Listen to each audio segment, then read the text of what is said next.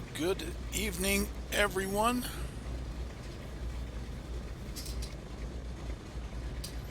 I know you're probably all watching the Mikey McBrien live stream of DTD getting ready to take off, but we are also getting ready to take off.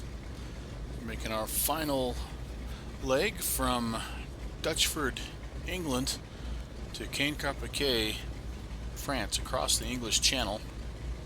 And we're taking Whiskey 7 Bravo. We've made it all the way from Oxford, Connecticut, across the Blue Spruce route, and we're ready for the final leg. Apologies if you were looking for this yesterday. We actually had planned on flying this yesterday, but I got sick.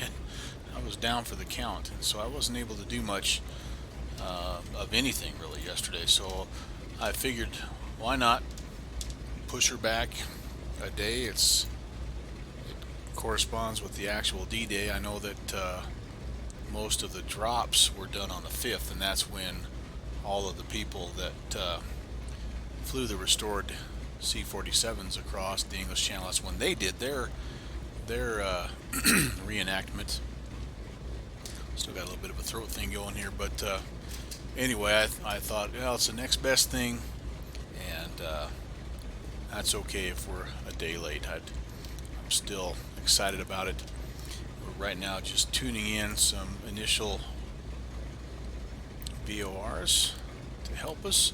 We're going to be flying not direct, but we're actually going to be taking a route that I'll post a link in the description. It's actually the same route that the 101st Airborne traveled when they were heading on their missions. You'll recognize that group from the Band of Brothers. And so it's a little bit to the west of our current position, and then we're down south, and we actually approach Normandy. We come in from the west, and we drop our troopers, our simulated troopers. We're not actually going to do it, but that's where we would be if we were actually doing this. Okay, got initial stuff put in here.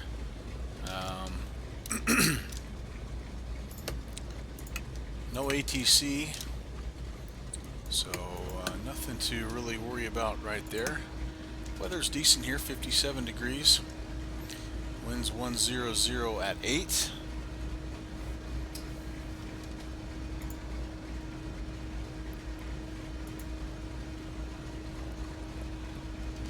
We have 16 right, which will be interesting because I have to kind of spin it all the way around to get to 16 right, but that's okay. I think we can do it. I think we're ready to go.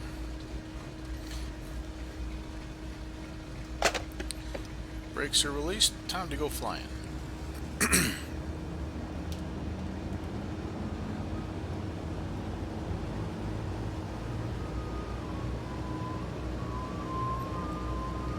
I'll be watching my flight and the DTD flight at the same time.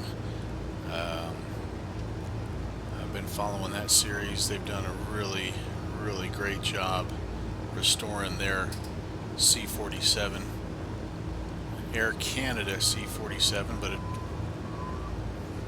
just an awesome looking bird. And their goal was to just make a flight. They haven't, that airplane hasn't been in the air in 27 years, and so they weren't worried about making it all the way over to Europe and to France. They just wanted to get off the ground. They're currently in an airport in Montreal, Saint Hubert, and so as much as I want to do my flight, I also want to watch this because I've been captivated by that series since they first started shooting some time back at the beginning of the year.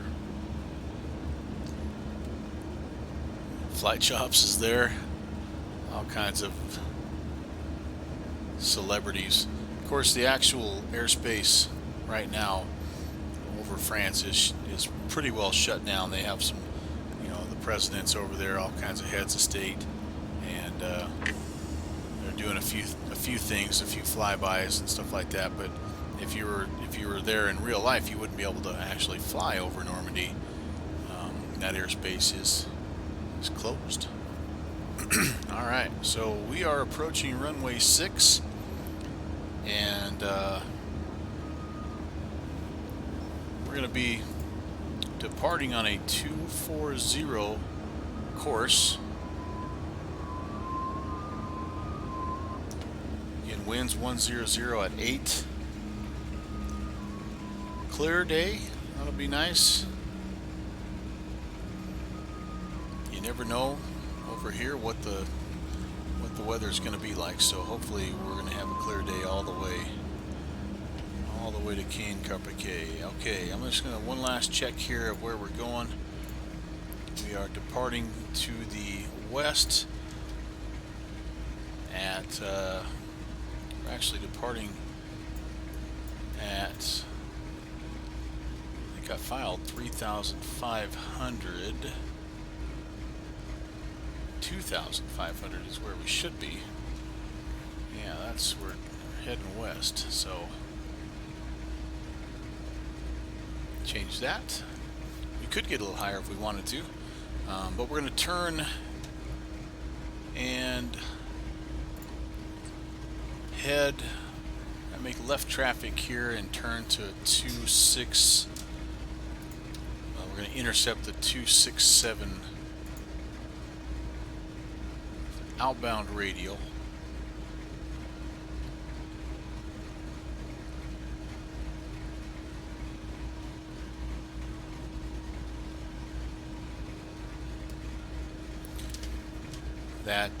That's an airport that's just a little bit to our southwest. It's Barkway. We're about 7 miles northeast of that, and so we're going to be intercepting that outbound radial, and it's an 83 nautical mile leg that we'll start with to begin with. I would show you like I normally do, but I cannot for the life of me figure out what is going on with my OBS, so I'm just chalking it up to, you know, things breaking on a long route. And that's one of the things that that's broken for us. So alright, final looks clear. Runway is clear.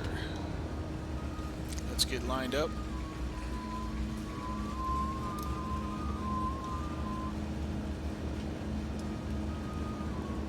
Plane saver guys are getting ready to they're taxiing to the end of the runway themselves. Almost like a parallel departure here.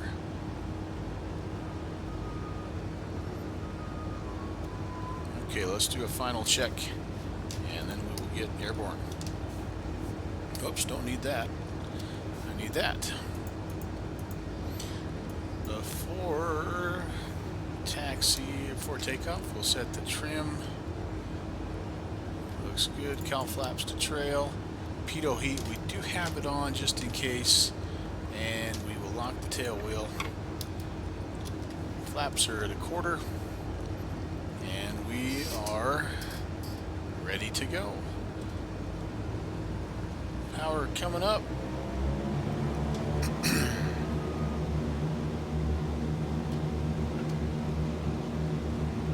Wind pushing us a little bit.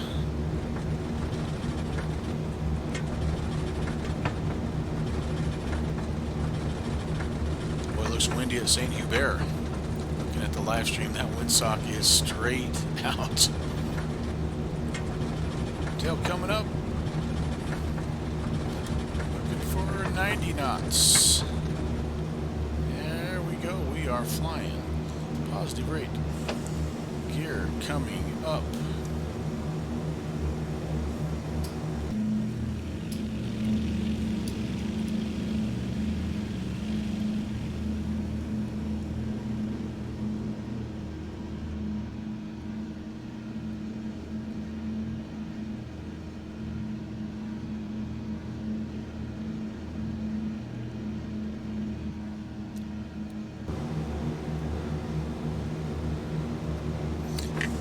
Feet, flaps will come up, and we'll we'll start to make that left-hand turn. All the way around. I'm thinking about a 240 heading will intercept that localizer for us.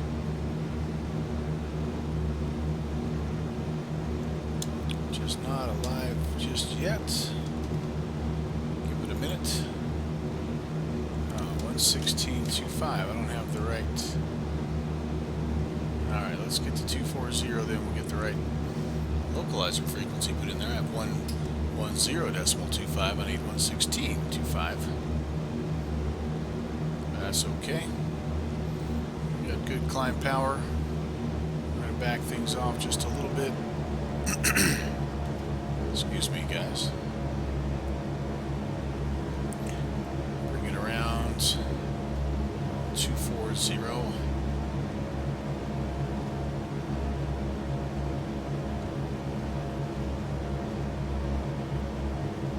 Okay, pretty close. Put in 116.25. See if that VOR comes to life. There we go. Alright. So we'll intercept that here in just a little bit. I'm going to go ahead and, just because I'm multitasking and watching the live stream of DTD, we're going to go ahead and set the autopilot. I know it's a little bit of cheating, but can't help it.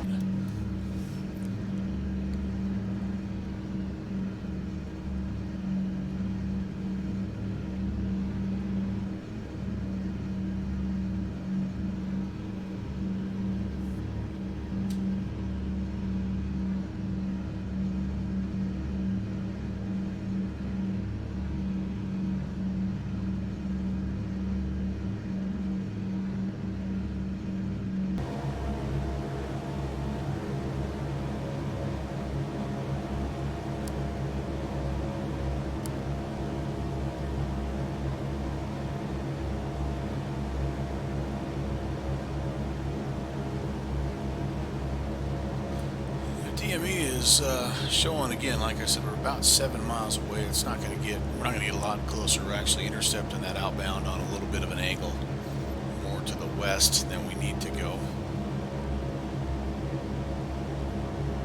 And then once we get on that outbound 267 radial, that'll start to count up, and we'll count to 83 nautical miles, or at least we'll get as close as we can. I think we actually lose the VOR signal just a little bit, but that's okay because we have the Gloucestershire 80M that we can pick up, DMB, and that's what we have tuned in down here, 331, and so that NDB will help us get the rest of the way to our first waypoint, essentially.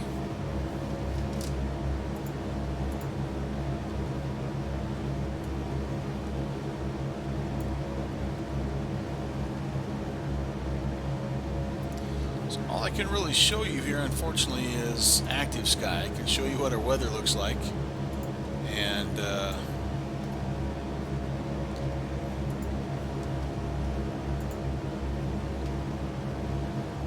shifted a little bit, 200 at 10 now, so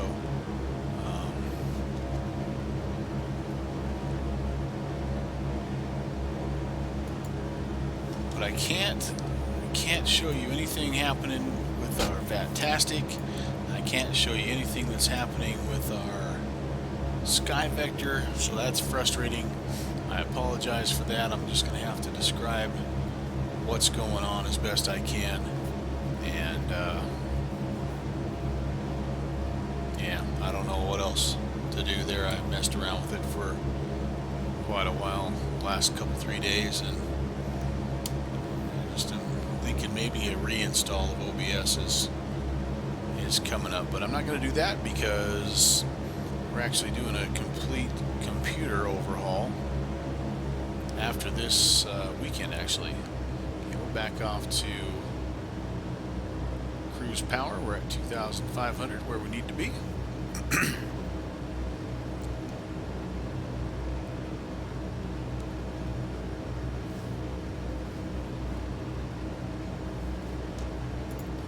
So the winds here, 209 at 1.5, so we are getting pushed a little right, of course, but over 83 nautical miles. That shouldn't make that big of a difference. We are using the something else I can't show you. We're using the drift calculator tool that I linked a few videos ago. It's a very, very nice dead reckoning type tool.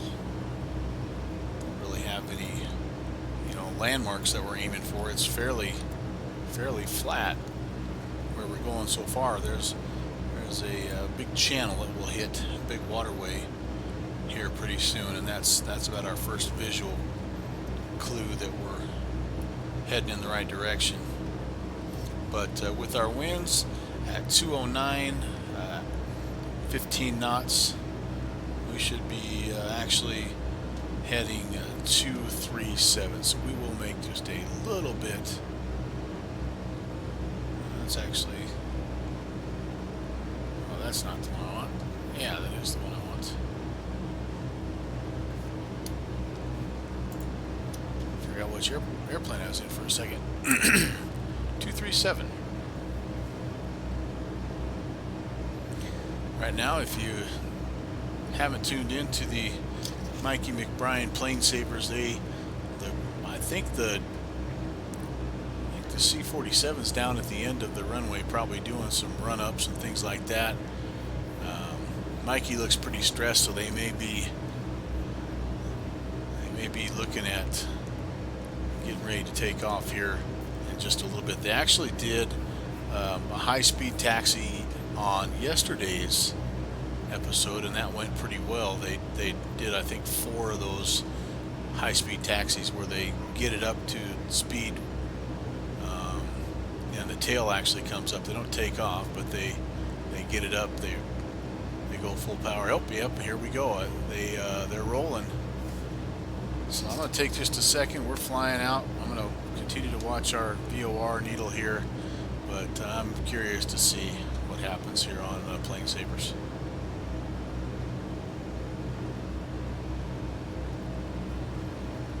They are airborne. Beautiful.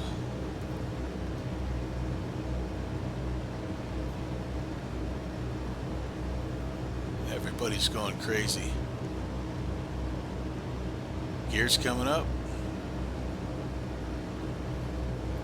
All right, congratulations, Mikey. You'll never see this video, but that's pretty darn awesome. That is really awesome.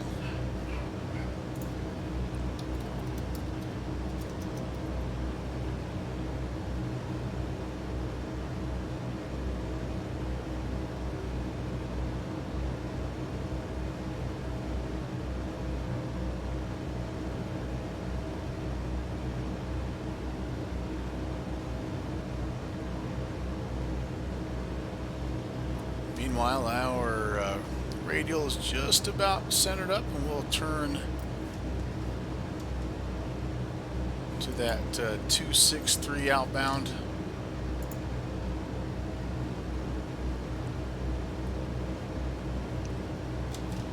Let me see if I've got some drift to take care of there. It's telling me about 258 should hold that course pretty steadily. Yep, so DTD looks like making right traffic. Kind of on the right crosswind right now. Yeah, I have no idea what they're planning on doing. I would just think maybe a couple of patterns, maybe a touch and go mixed in there. I don't know, but pretty darn cool. And the neat part about that is that there's just dozens of stories just like what these guys have done over the last several months. People just getting together and restoring planes, historical planes, for whatever reason, and doing silly things like even like what we're doing, you know, just trying to honor our military, pay tribute to the D-Day folks, um, research some history, learn some new things about aviation, navigation, and all that kind of stuff. I think that's maybe been one of the coolest things.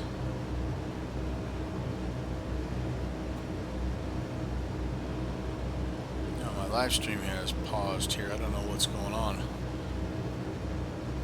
Maybe he ran out of battery on his GoPro.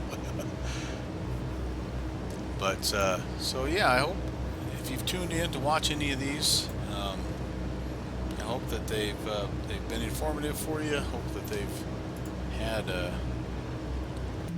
thing or two that's been, you know, that you've picked up. I know I've picked up a ton of things as far as the history of this plane. One of the links I will share with you is what I found out when I tried to research and find out the landing zones, and you can actually go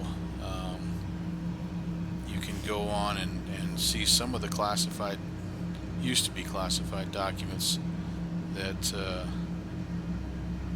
that show where, you know, these planes actually dropped their paratroopers.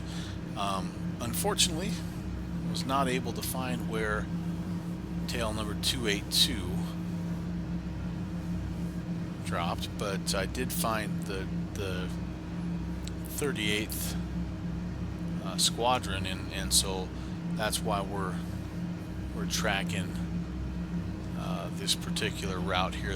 It's the same route that the 101st Airborne flew, which again is west from Duxford, then kind of southeast back towards, if you know where Jersey is, that's the island that you kind of head towards, and then straight east pretty much to the landing zones, and then we'll continue to the east, and that's where we land Caen, Carpiquet. And I probably messed that up the entire time that I've been doing this, but that's okay. But that's where we'll land. That's where all the actual D-Day birds, the Dax over Normandy group, the PMDG group, the Miss Montana I saw was there. That's where all those guys flew into and parked, and then yesterday they did a bunch of, I'm sure you saw, they did a bunch of drops with actual live guys with the round parachutes, and even a few of there was at least one I know of the vets from World War II from the actual D-Day invasion. He's 92, and he has apparently he's jumped, I don't know if he's jumped over Normandy, but he's jumped each of the last 6 years, and so they dropped him into one of the areas, I don't know, November or wherever that landing zone was. That's right there by Caen Carpiquet. Mikey's live stream was wigging out in a big way here. Whoa. But hey, we saw the bird take off. That's cool. That's what it's all about. And I'm happy for those guys. But anyway, so that guy, shoot, he looked good. He looked like he could still put the whooping on people. All right, so we're outbound, 26 nautical miles. Again, this first leg is an 83 nautical mile to Gloucestershire. Then we turn to the southwest a little bit more to the Cardiff airport. So that's if that helps you with the routing. I don't know if it does, but that's kind of where we're going after we find our initial waypoint. And that will get us down to our kind of our first sort of visual cue that we're on the right track. That gets us down to this pretty big body of water, the Bristol Channel, and that's what we follow basically out to the English Channel.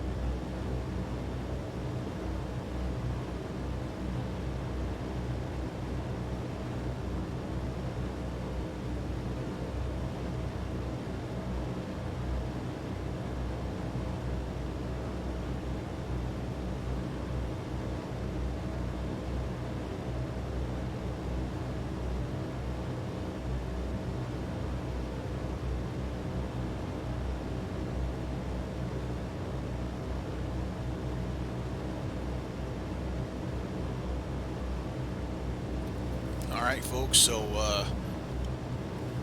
we are tracking outbound again from Barkway into Gloucestershire.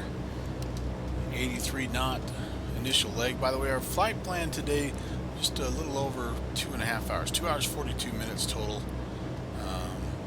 And we are about halfway to that first waypoint. I've been watching the Plane Savers crew. They did a touch and go just a second ago. It looked pretty good, although the live stream was very choppy, but it looks like they were able to accomplish what they were trying to do. Everybody seems very happy. And oh, maybe they did another one here. I see the plane outbound again, wheels up. But in the meantime, since I can only show you Sky Vector, or excuse me, Active Sky, I'm going to show you the route that we're on. It's so it's not Sky Vector, but at least it gives you an idea. So there we are, and again, you can go pretty well straight there, and it probably is like a 45-minute flight if you just went direct.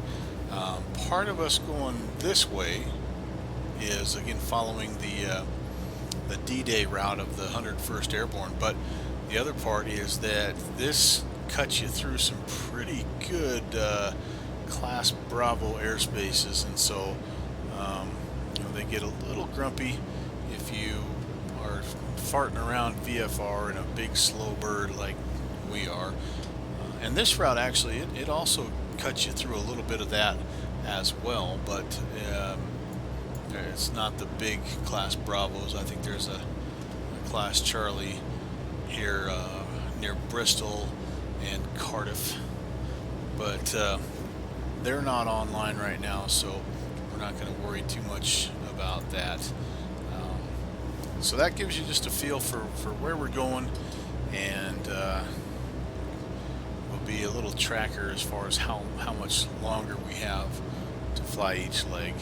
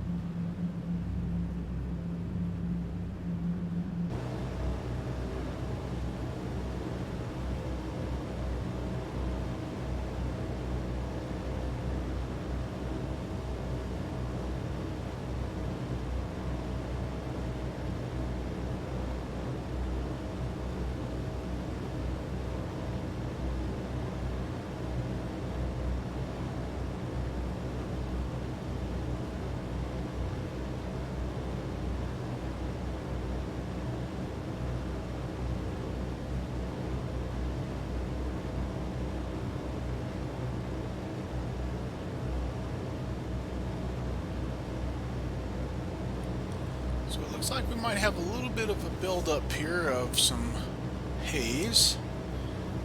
Not completely unexpected, given where we're flying. This might be Norton Royal Air Force Base over here that we're seeing.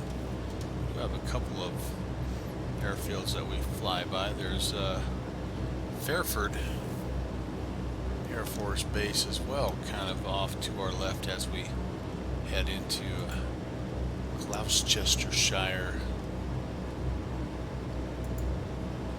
messing that name up too.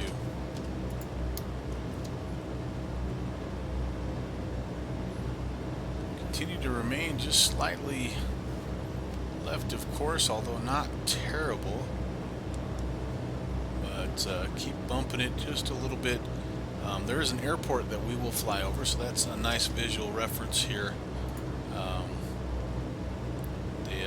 The Echo Golf Bravo Juliet Gloucestershire Airport. Worcestershire. It's like Worcestershire sauce. How do you say Worcestershire? I don't know. Worcestershire. That'll be here in about another 25 miles or so.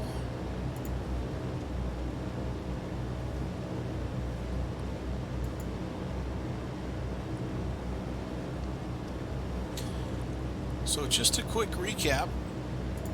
Again, if you stumble across this and wonder what the heck's going on, this is a D-Day tribute flight that I put together and started clear back on the 20th of April.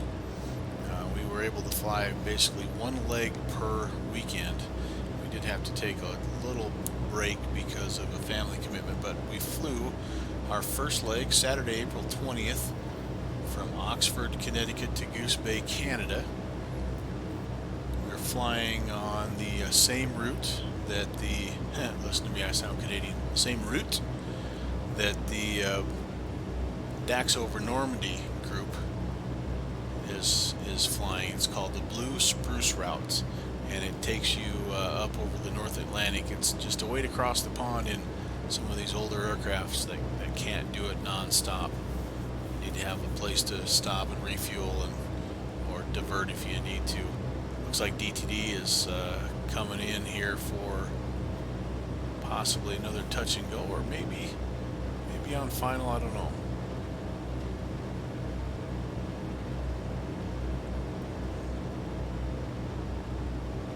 Oh no, lost the live stream. Well, Mikey's he's gonna do a full broadcast on it anyway, so that's okay. And Flight Chops is over there too, so that'll be cool. Anyway, so that was leg one on the 20th of April.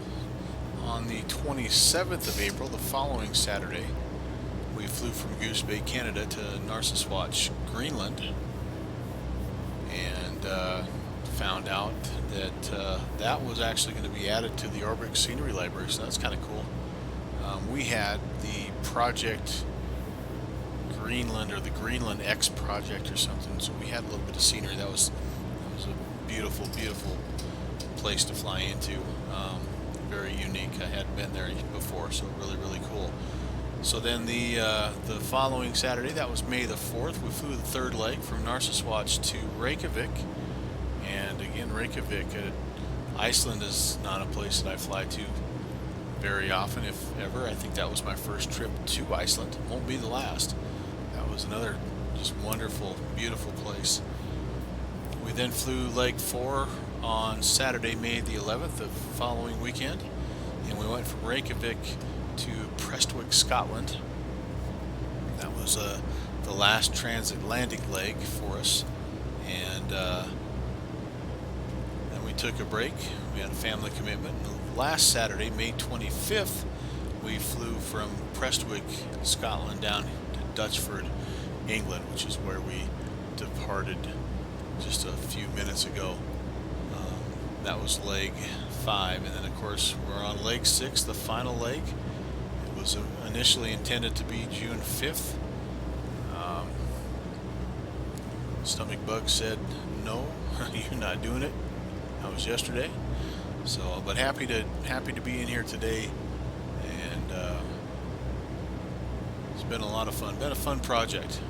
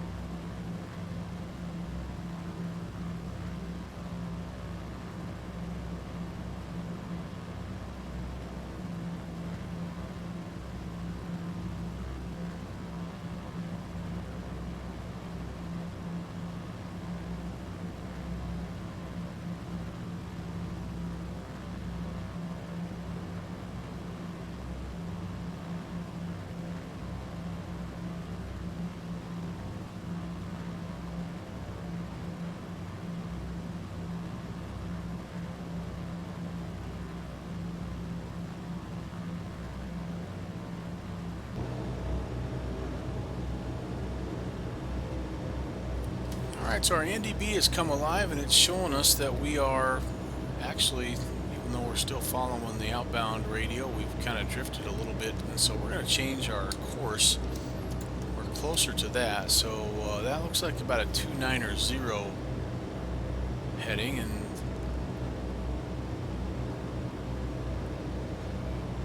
I tend to opt towards the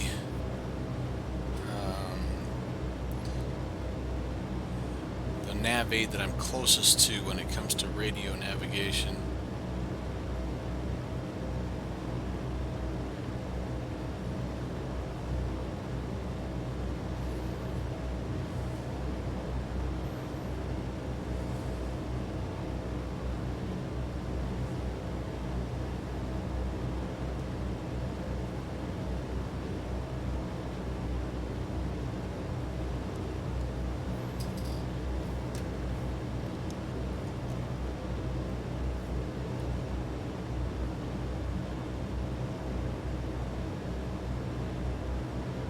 As you can see, it's traveling to 280. It really hasn't bumped us off of our outbound radial all that much. And we're now less than 10 miles away from where we should be.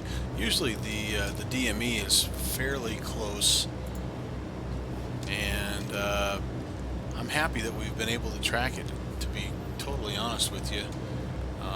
In a couple of the training flights, we've lost it about mile 60, so that's been pretty cool. And I think I maybe see our airport, so that's an awesome help right there. So just thinking ahead now, we're going to be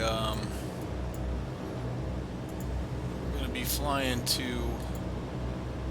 toward the Cardiff airport. We're actually flying to the Exmoor intersection, and in order to do that, we're going to have to do a couple things. Roughly a 229 heading. So the first thing we're going to do is just take a look at our wind conditions and see if we need to make any adjustments in terms of that. Winds are at 140. I can show you that.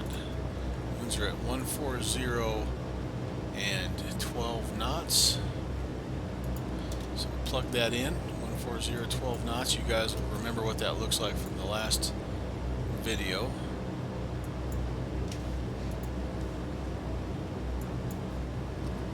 Our airspeed is about 150, making good time. So it's telling us a heading approximately 224 is what we need. We won't mess with that too much here until we get closer to where we're going.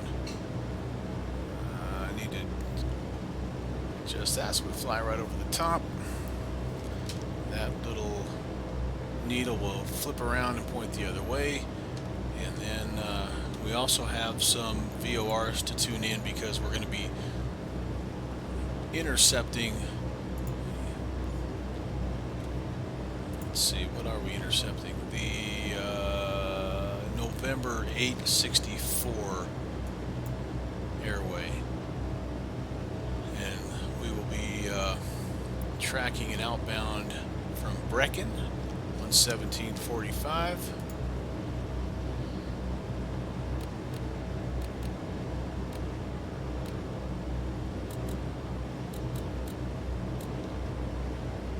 I'm just about over my airfield, so I'll hang on before I put any other information in, just so I can get myself going the direction I'm supposed to go.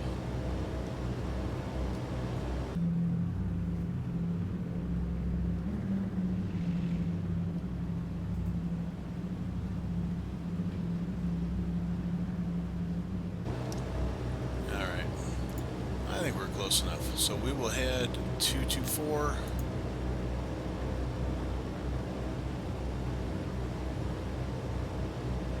Carried away there, and we can enter the rest of our information here right now. So Brecon 117.45, and again it's a 189 outbound radio that we're looking to pick up from Brecon. I'm Oops, I just spun it the wrong way.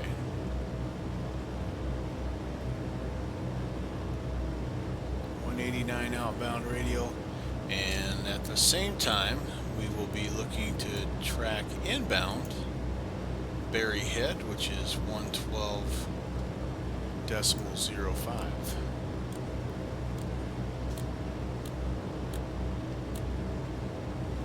And that will be inbound radial of 008.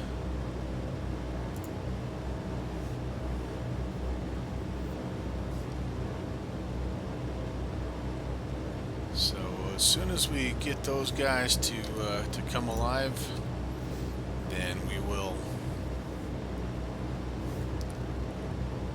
know we're on the November 864 airway. It's a low airway, and it'll head us south towards the English Channel.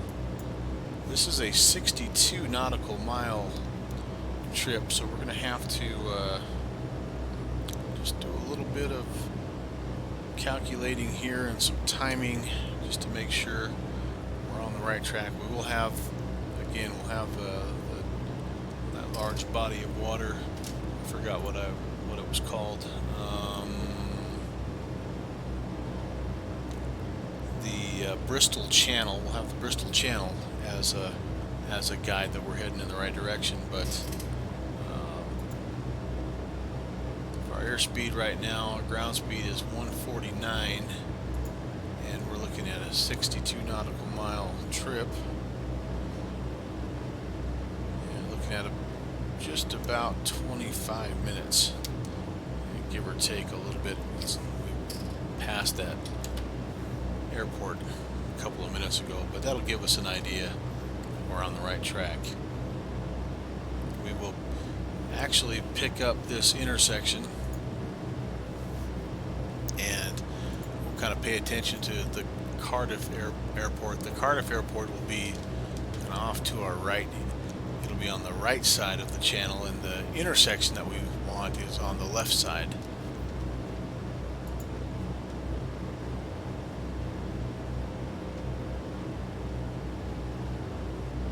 I'll show you the map here.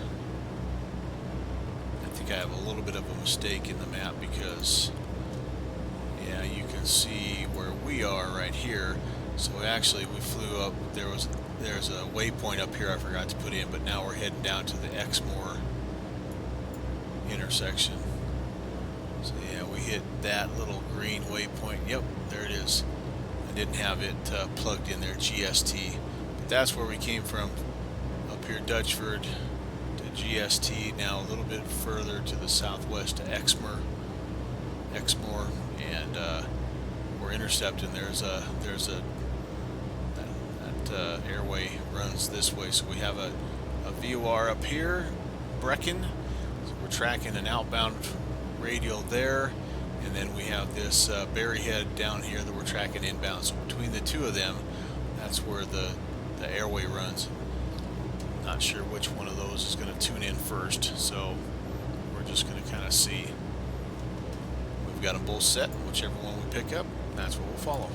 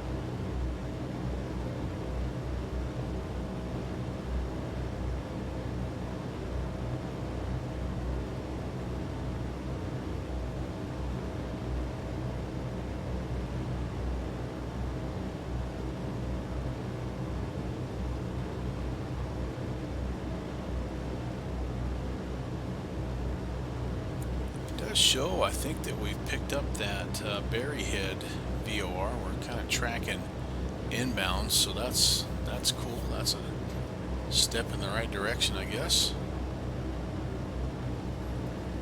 Taking a look at our weather conditions. I like to check those about every 5 minutes or so and just make sure we don't need to make any adjustments to our heading. We're at about 145 for true airspeed.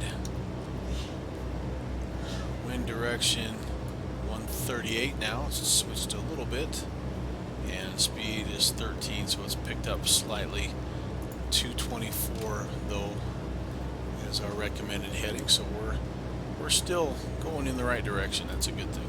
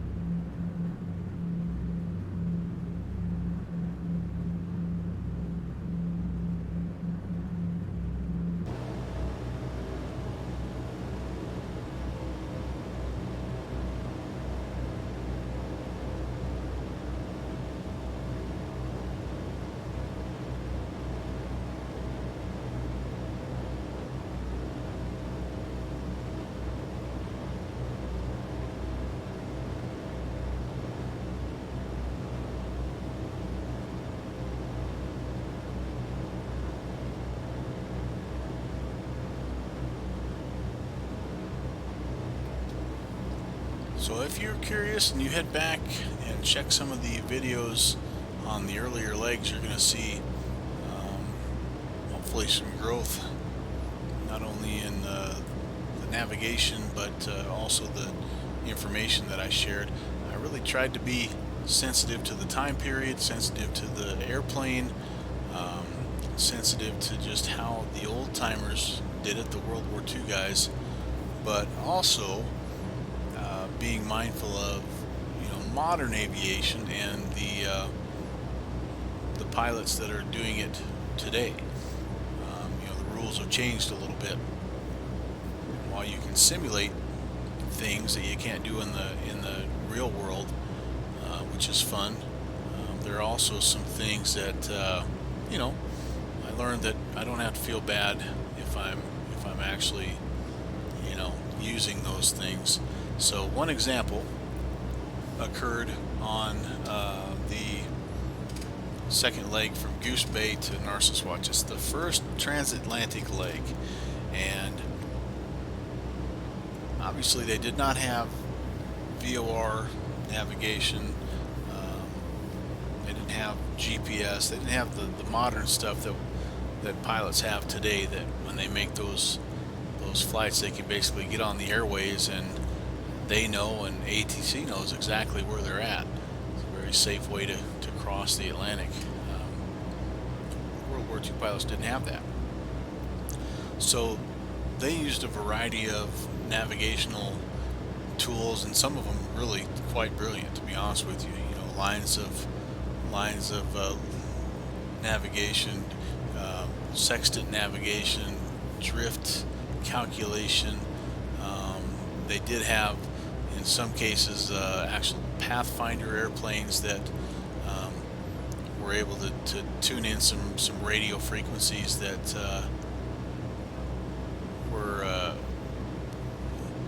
maybe not available to all the aircraft that were going, from point A to point B, and so it was cool to research that. But I quickly learned that a lot of that stuff was just not going to be something that I could do justice to. I understand the concept of sextant navigation. There is actually a tool that fits right into this aircraft that works perfectly, but for me to take the time and it's a little bit more difficult than changing a config file so that you can have a different livery. There's some little bit heavier programming, coding things that a guy has to do. I just didn't feel like I really had the time to put into that. So we decided against, I guess, to make a long story shorter, we decided against going with the traditional oceanic or the historically accurate oceanic navigation, and we decided to use what the Dax over Normandy guys were going to use, and to an extent, they actually, I mean, those guys have ForeFlight. They have their routes planned out, filed with ATC. Everybody knows exactly where everyone's at, which is a requirement now. They can't just fly based on, I mean, it's very, very difficult to just fly, based on the old World War II 40s era navigation. So we decided to go ahead and use the GPS, and it's a perfectly serviceable GPS in this aircraft. It looks a lot like the default one, but it works just fine. And we used that for the 3 legs in the oceanic crossing, and that was kind of one of our, I guess, ways to honor the guys that are flying the routes now, as we're trying to use some tools that those guys happen to be using here the last couple of days.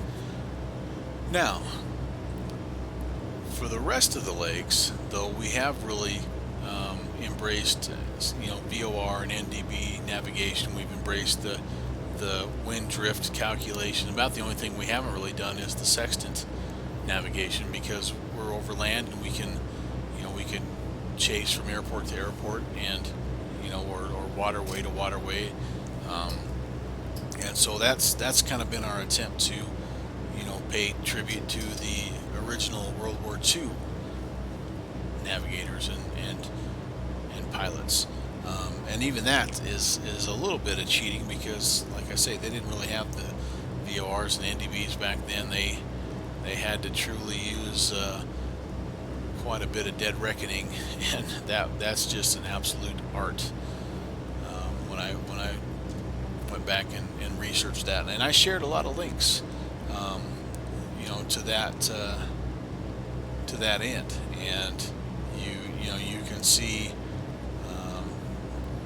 there was a navigation system called G, Golf Echo Echo, and then there was an oboe that was like a precursor to that, which was a precursor to VORs, and the guys really took advantage of the most modern equipment and knowledge that they had, but they also used a lot of old school geometry and trig to figure things out, and it's been wonderful to research that.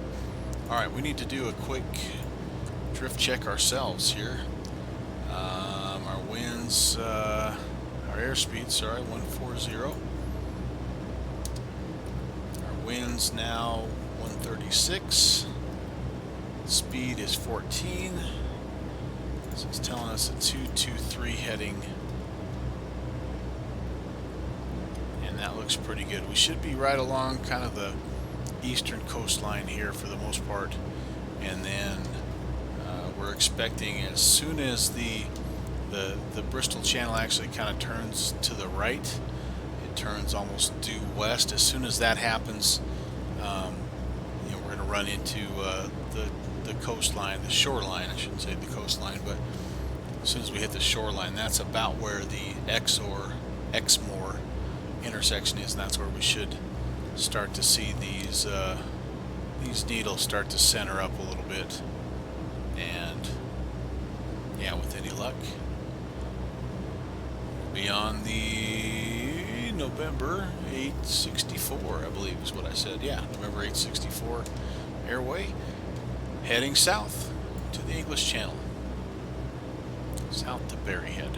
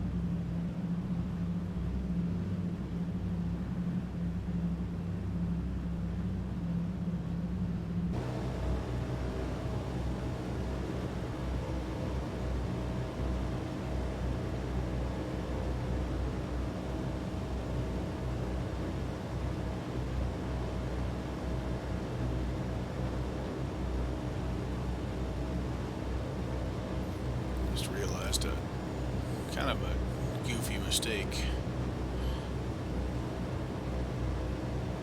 008 is the outbound radial from Berryhead. We should be tracking the 188 into Berryhead. Alright. And then I think I have this actually backwards as well.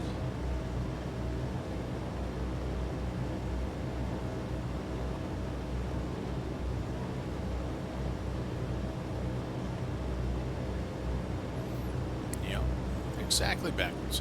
Always good to double check when you have a minute or two, which fortunately for us in the old C-47 we've got quite a bit of time.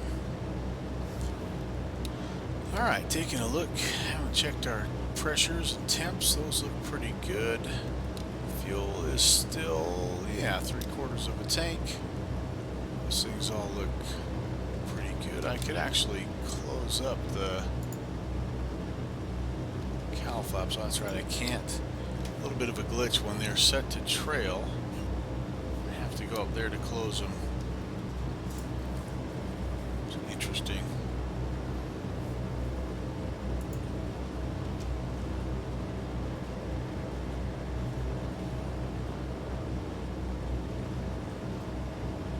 Not really wanting to show you the map anymore on active sky, because I feel like that's cheating just a little bit, but we're hitting that coastline right here like we talked about, and so we should start to see some movement here really any time when we get to the Exmoor intersection. It's let's see, what is it here?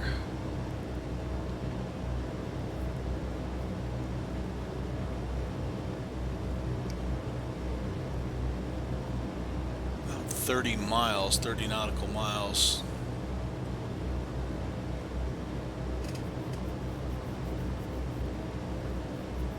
No, yeah, about 30 nautical miles ish.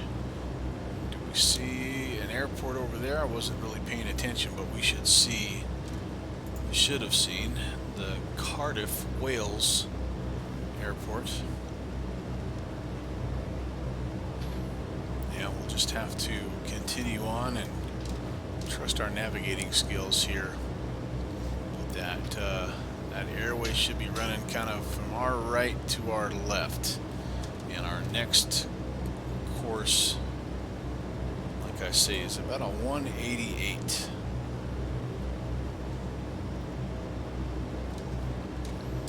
But it'll be the first time that we're able to actually tune in and use our autopilot, our nav lock, which will be kind of nice. Yep, and I think I see us sliding in here ever so slowly.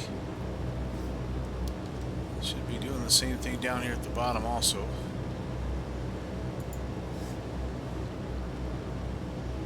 Haze layer is kind of held off. It just keeps looking a little bit gray up above on the horizon, but hasn't caused us too much trouble, which is good. Could be completely different, of course, across on the other side of the English Channel, but we'll deal with that when we get there. Yep, definitely see that needle sliding in where it's supposed to be.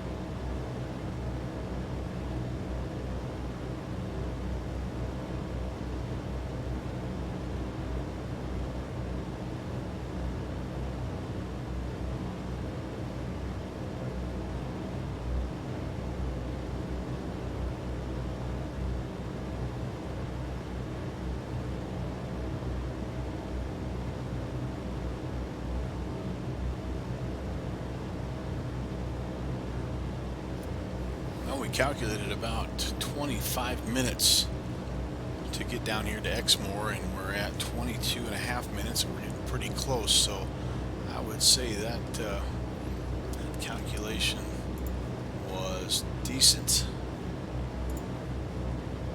We have a little bit of terrain here. There are some hills that top 3,000 feet, but they're a little further to the west. I think the highest we deal with around here is 2,100. So, or excuse me, 1,100. We need to be at 2,100, so we're well above that.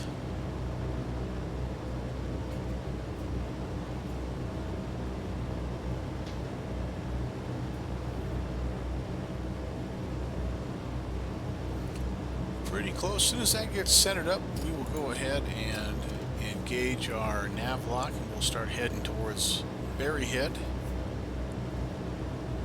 Like I say, it's approximately, yeah, I was thinking 30 miles, but looks like more like about 45, and maybe not quite that by the time we get there, but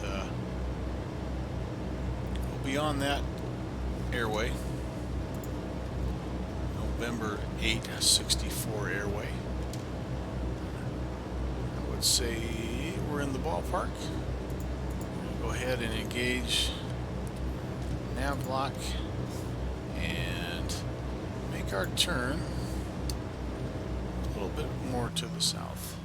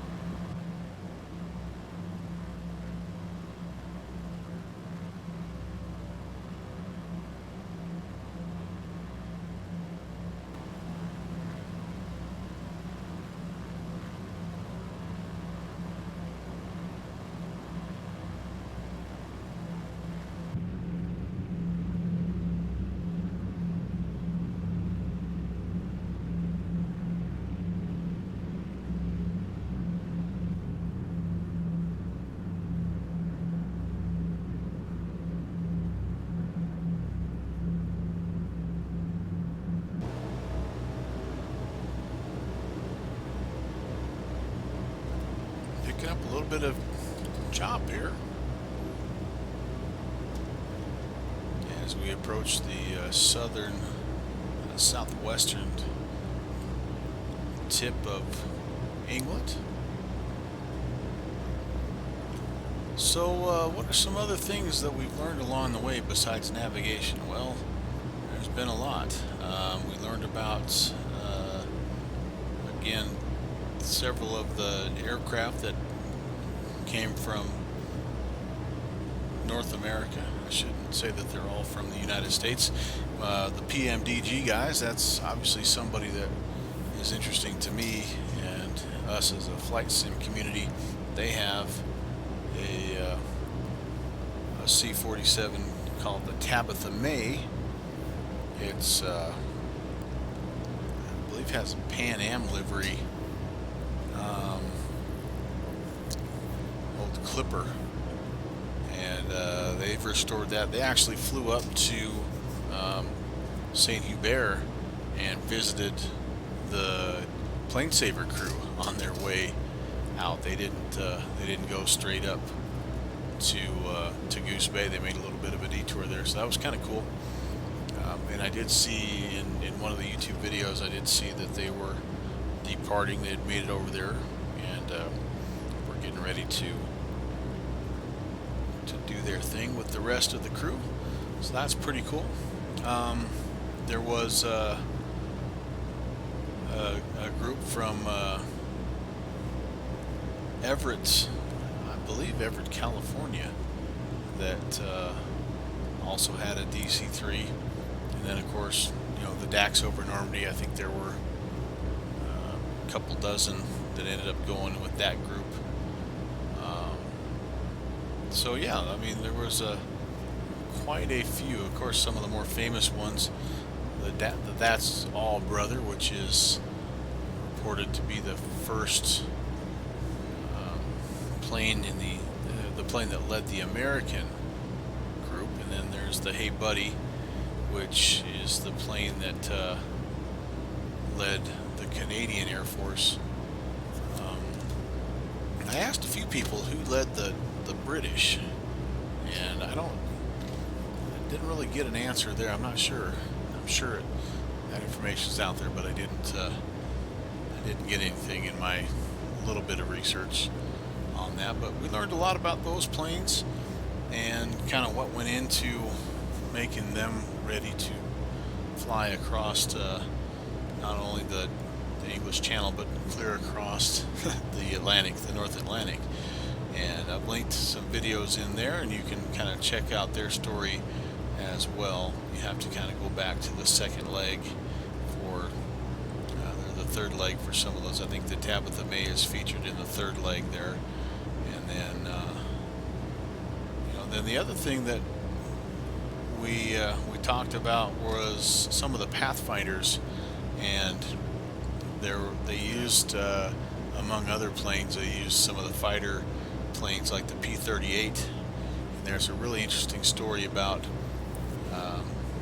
one of them that the group, they weren't necessarily leading C-47s, but they were trying to make the trip from Iceland over to Prestwick and got caught in weather and turned back, and they weren't able to make it back to their base, but they were able to land, kind of like ditching on the ice, basically the snow on the ice, and they were rescued, but the planes were basically left.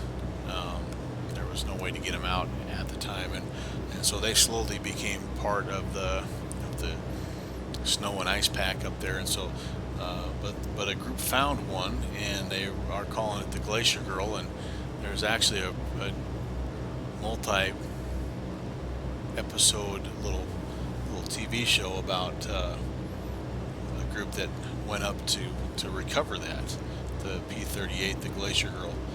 So that was pretty cool.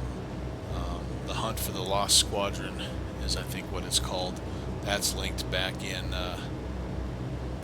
Leg 4. And then a bunch of Dax over Normandy stuff there in Leg 5. We also came across a guy that was a former naval pilot, and he talked us through a couple of different things that he didn't fly in in D-Day. Obviously, he's just recently retired, but he flew a lot of the same aircraft that they flew then, some of the fighters and some of those more vintage aircraft. And so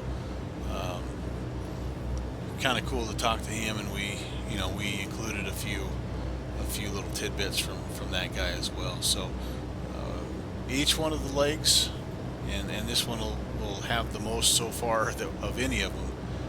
They all have links to other things that I thought were really interesting as I researched, and we looked at how we were going to actually pull this off, how the guys in real life were going to pull it off, and how close it was to the actual event 75 years ago. So look for more of those again in the YouTube description. YouTube is where I go to archive all these videos, and so my YouTube channel is called The Active, and all those informational links will be included with this archived stream.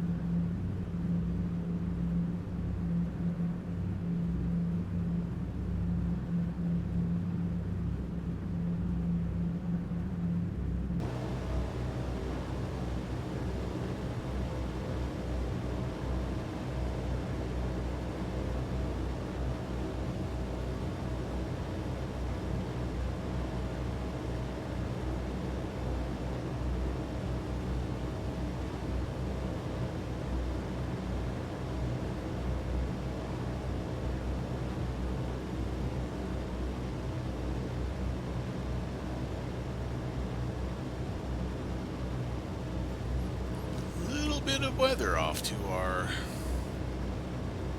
starboard side. Hopefully that won't become a factor. Looks okay out in front of us, and then we're heading that way, so there's some cloud buildup. It is currently saying showers where we are right now. I don't really see a lot of moisture, but yeah, you don't know. Just gotta be paying attention. All right, so we are 18 miles or so from Berry Head, and at Berry Head, as you can see, we've got the English Channel. Time to cross over into France, and so what we're going to do is we're going to head outbound from Berry Head at 154. We're actually on the we'll be on the November 862 airway. So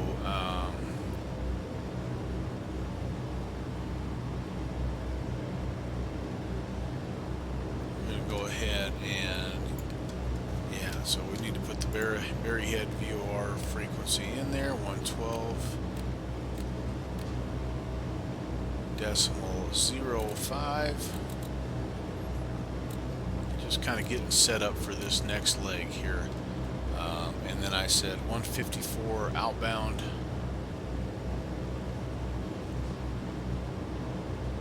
So let's spin that around, 154.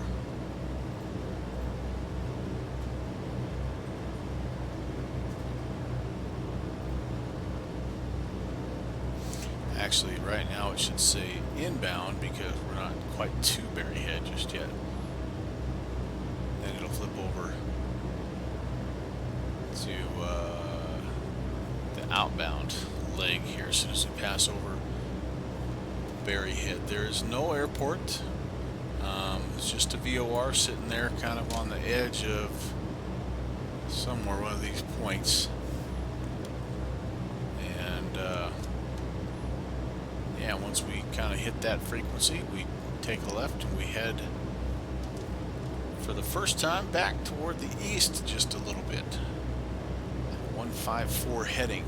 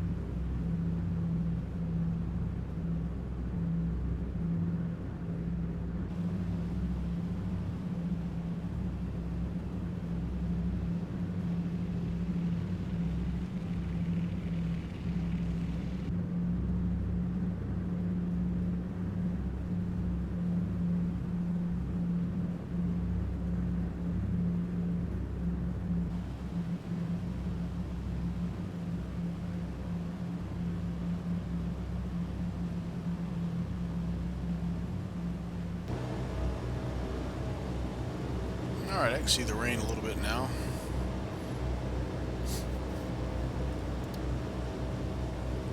"10 miles to Berry Head." I'm guessing it's probably that point right there.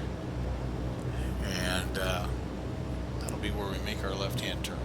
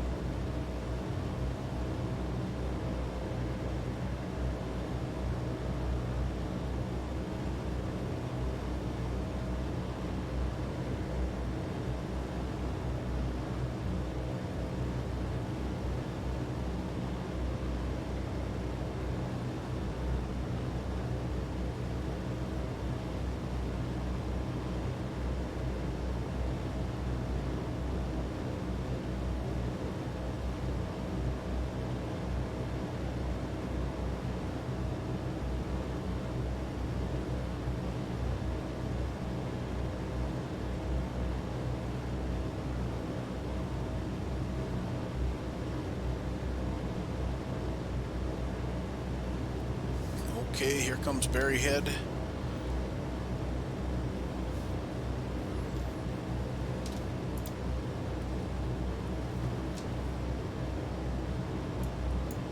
.154 outbound. We'll make adjustments based off of what our VOR looks like, but that'll at least get us headed in the right direction. We do have, it's a 39 nautical mile leg. We are heading out to the Sesco intersection, and then we have an NDB at Alderney that we will track, and that's 383. So we can go ahead and set that real quick here. 383.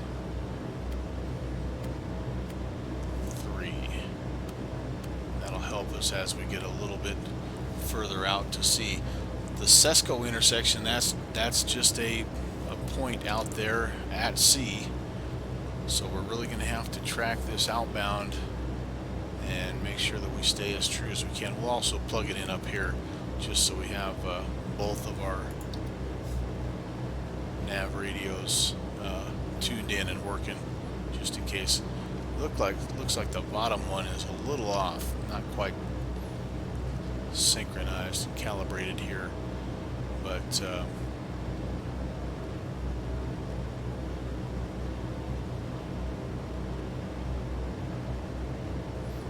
starting to turn, starting to circle that. There we go. Starting to circle that VOR, so that's not what you want, or that tells you you're right over the top of it. Okay, here we go. We're going to head outbound, so we're going to track. It really doesn't matter which one of these we're tracking because they're both tuned to the same frequency. Let's make sure that's at a 188. Hard to kind of know here. No, I'm sorry, 154. What am I thinking? 154. 1, 2, 3, 4. That has to also be 154. That is 154. Okay. So we're slightly left of, well, here you go. 112.05. One of them's telling us we're left of course. One's saying we're right of course. This one here has not been giving us really good information all day long, so we're going to go off of this one, and we're going to track that outbound for 39 nautical miles. So we're going to go ahead and just bump that a little bit, maybe like a 150 instead of a 154. We'll just double check with our wind calculator here. We want our course to be 154. Our true airspeed right now 140. Winds are 126 at 16. So that should give us a heading of about 151. So yeah, if we're 150, I think that's going to be okay.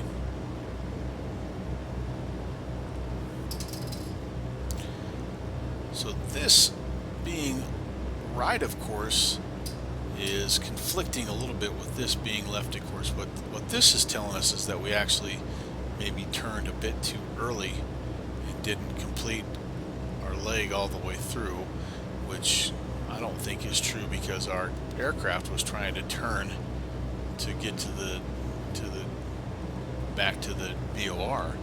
Would have flown circles had we not, engaged heading mode. This is telling us the opposite, which I think is more true because we actually started making that right-hand turn, which would have put us right of course. And as you can see, this is coming back in. It's going to center up nicely, and we'll follow it outbound here, 154. I think that's the better information.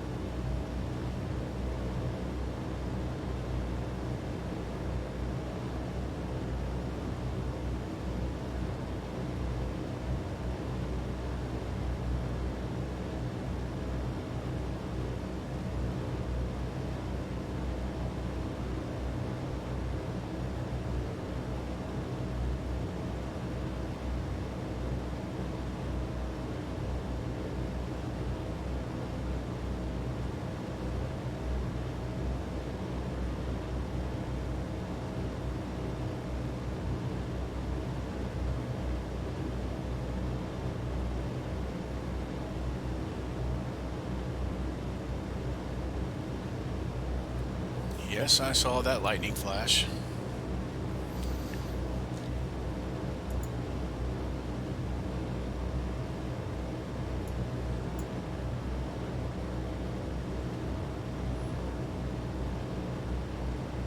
We will just have to see if that's going to impact us. Hard telling. Just taking a quick peek at the weather over in Caen, Carpiquet. It is showing showers, but still pretty good visibility. Wind 09 or 0 at 6, so that's not too bad. 10 statute miles of visibility and rain. So, okay, well, we can live with that.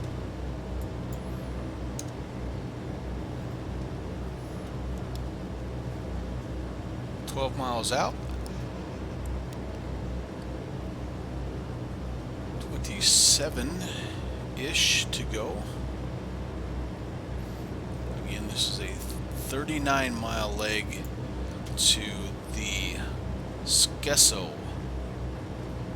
intersection, and then we turn left heading 103 to the Alderney Island Airport. So that'll be a good visual for us to see how close we have come in our navigation. We are pretty well on the outbound here. This guy here is still not loving life. Oh, and I know why. Oh my goodness gracious.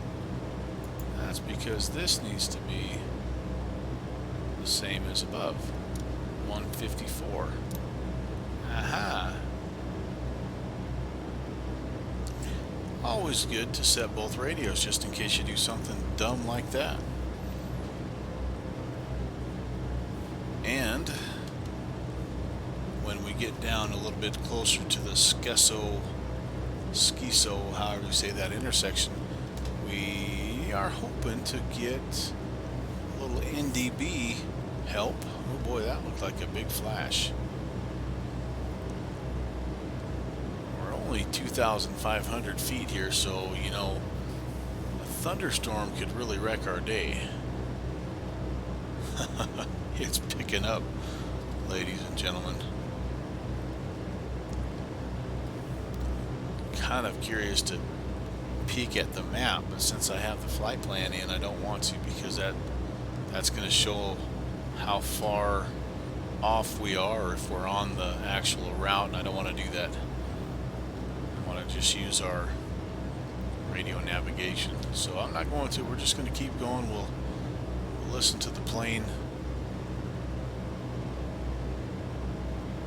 If we need to divert a little bit, we'll divert. That's the hard part, though, is, you know, you have a flight plan based on VORs and NDBs, and diverting gets a little tricky, but you know, it beats having to set it down in the middle of the English Channel, because there's no place really to divert and land here except the ocean blue.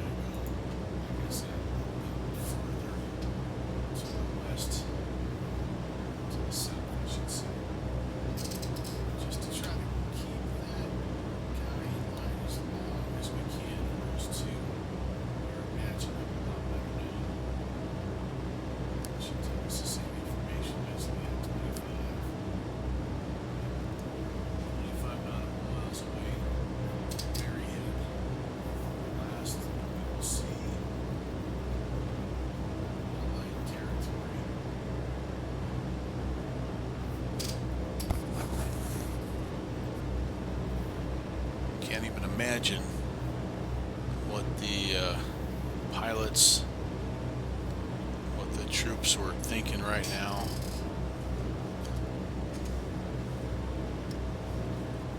When you see one of those guys that's served, I mean, thank you sometimes just isn't enough.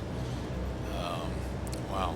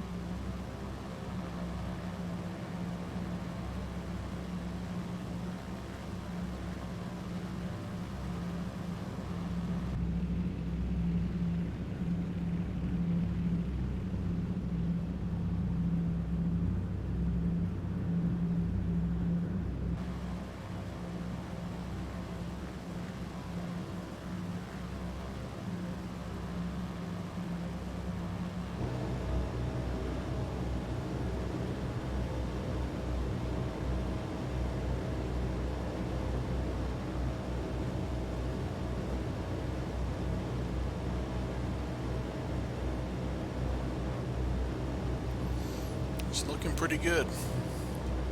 On the outbound, another 8 miles. 103 heading. Plug that information into the drift calculator right now, just to see if it's really 103 heading, because we won't pick up the NDB until we're a little bit closer to the island. So let's make sure that we're going where we need to be going. Wow, winds changed a little bit here. 115 at 18. Check one more time. We still have a couple of about 6 miles to go. We'll check one more time, but that's a 10-degree change, so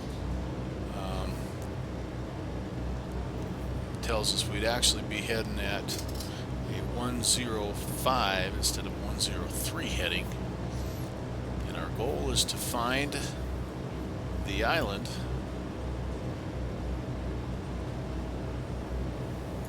saying it's called the Blay.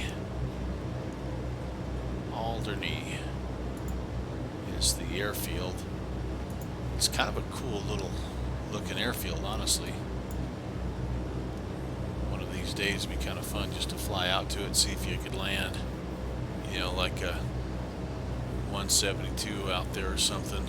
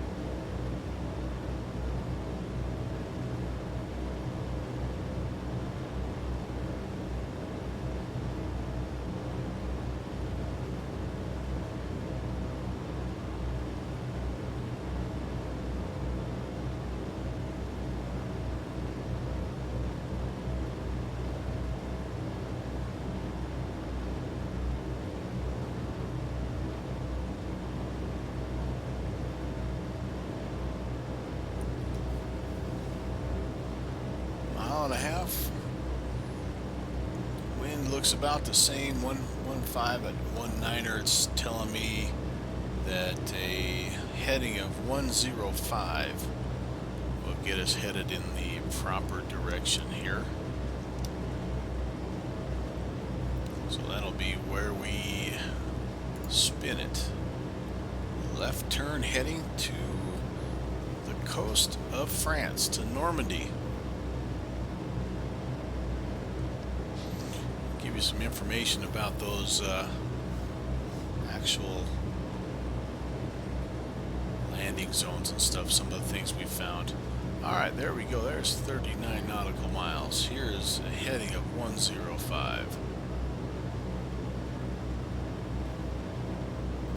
We will keep our eyes peeled on the NDB. We have a 33 nautical mile leg, and so just to double check ourselves, we'll set our timer. Currently have a ground speed of approximately 121 knots. So crunching the numbers,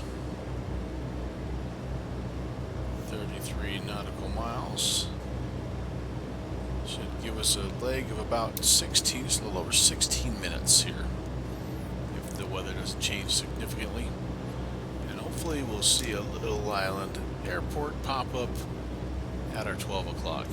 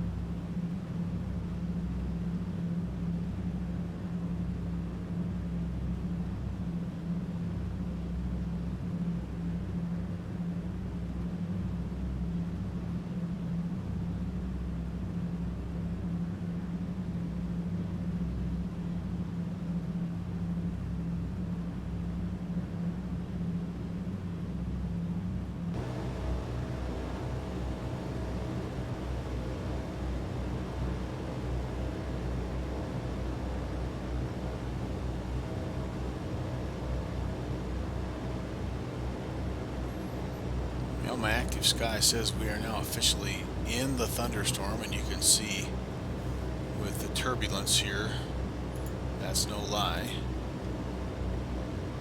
So we'll have to keep a close eye on things. Hopefully we won't get sideways. In the meantime, let me just tell you some of the information that you're going to see if you check on some of these links that I've included. One of them is the flight routes, and there were several, as you might imagine. I'm counting, upwards of 6 different routes that were used. Well, 7 actually. And this route, although it did take us quite a ways west of the beaches of Normandy, it's not the one that started out the farthest to the west. That actually belongs to the 29th U.S. Division. They started to clear out there by Fowey, I think is how you say that. And then the 4th U.S. Division started, pretty close there to Berryhead. Their routes, though, actually, they flew straight east and then turned to the south to fly towards the different beaches. The 101st, part of the reason why we chose it was, again, I felt like the research indicated that that's the same route that was a part of the 36th Division, but it actually was the only one of the U.S. Airborne that started up in Duxford, or up close to that area. So that's why we took this route, and it flew down, like I say, right kind of where we're heading. We've actually turned a little bit sooner than where they would have turned, but same basic idea. They dropped troops in support of the Utah beach. I think I almost see a little island out there, which is kind of cool. Let's check. It hasn't been 5 minutes yet, but we'll check our wind and make sure that we're doing okay, since we're in an active thunderstorm here. Our wind's 115. That's the same at 19, so that hasn't changed. 121 is still the angle that we're looking at.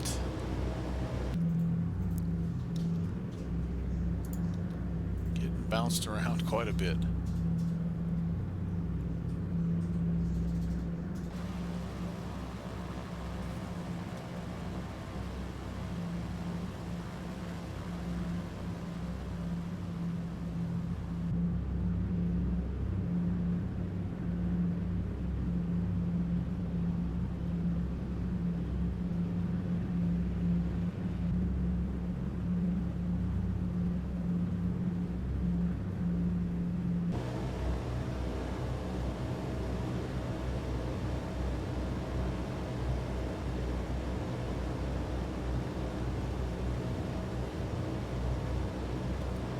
Alright, good news, folks. Our NDB is alive, and we're not far off of where we ought to be.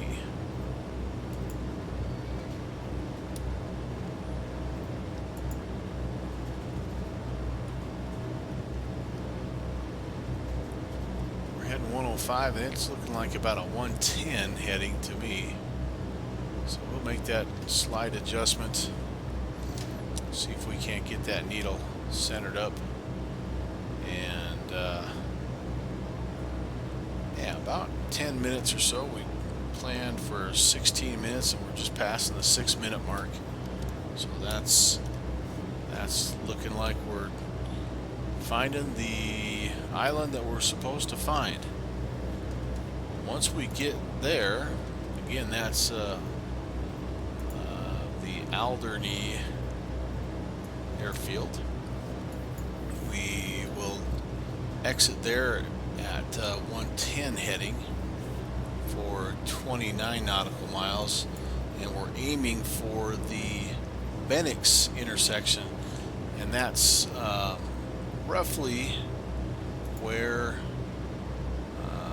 the 101st dropped their paratroopers. They actually were spread out a little bit, as you know, but they're just to the basically the southwest of Utah Beach is where they were supposed to drop, and that's where that intersection, the Bennix intersection, is pretty close to that. It's the closest intersection I could find that was in that location. So that'll be where we shoot for. It's about 30 nautical miles from the Alderney Island Airport. Hopefully, fingers crossed, the weather will hold. If not, we'll push on. I do know weather was a factor in D-Day. There were a couple of days that it had to be pushed back because of weather, so you know, that's part of the deal this time of year in this part of the country, this part of the world.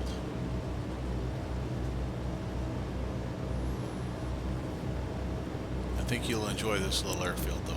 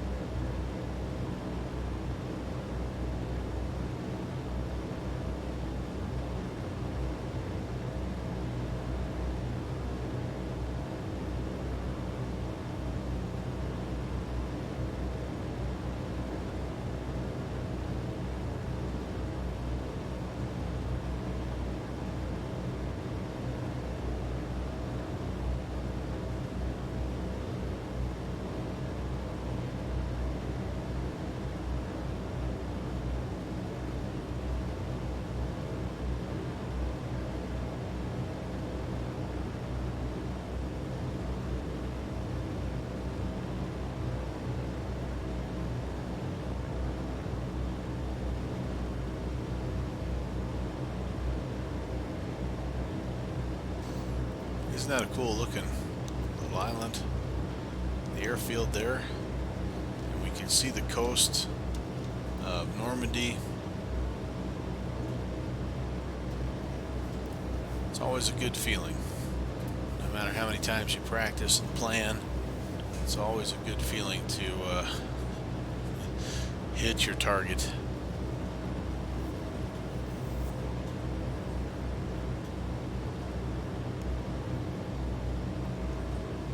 We've got some work to do here still. We're going to have to pay close attention as we hit the coast. We have to really make sure that we are aware of our surroundings. The terrain shouldn't be an issue. We should be well clear of everything still, but visibility can drop at a moment's notice around here, and that's when it gets a little bit tricky. But yeah, I thought that was just a cool little airfield. I mean, nothing, nothing fancy, but it just looks like it'd be fun to come try at some point in time. It has like a little hangar and stuff there. I don't know if they got the Orbix treatment or not, but I just thought it looked pretty cool.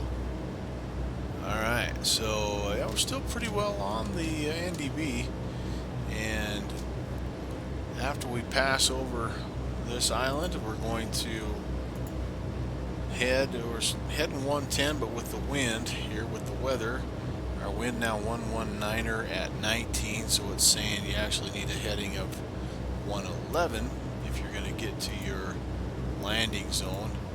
This is really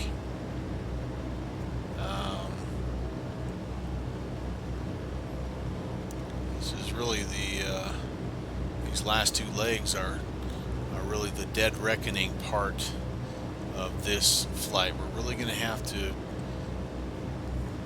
pay attention to the wind. We're going to have to pay attention to our airspeed. We're going to have to be paying attention to how long we've been flying, because we have nothing between here and Carpiquet, although when we get a little closer to Carpiquet we do have kind of the coastline we can follow, which will help out as well, but nothing we can track until we get past our Benix intersection. Carpiquet does have a VOR that we will track to, but this part here we'll have to kind of just, like I say, just pay attention. So we need to be turning 111 here. We'd already compensated a little bit for the wind, but we are heading right over here would be our drop zone. Utah Beach is right through this little right in there, and we would be dropping right over here. Gaining altitude, we're losing altitude, we're doing all kinds of funky stuff. This is going to be a real test of our autopilot to hold this. May have to come off and hand fly this if we get too crazy. Gotta keep a close eye on our speed as well.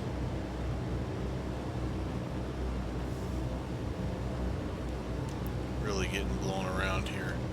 Everything else is looking good. Half tank still.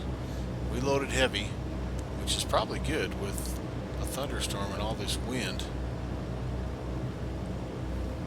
You know, we're going to put de-icers on. We did have an incident with icing on a practice run as we were making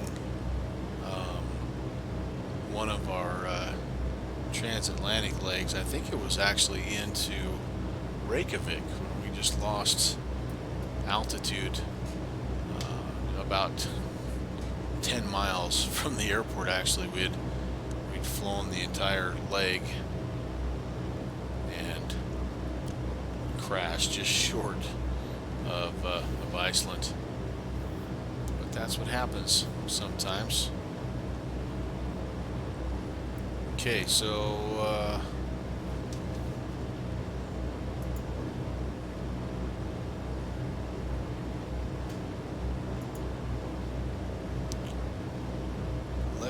minutes was a little number crunching.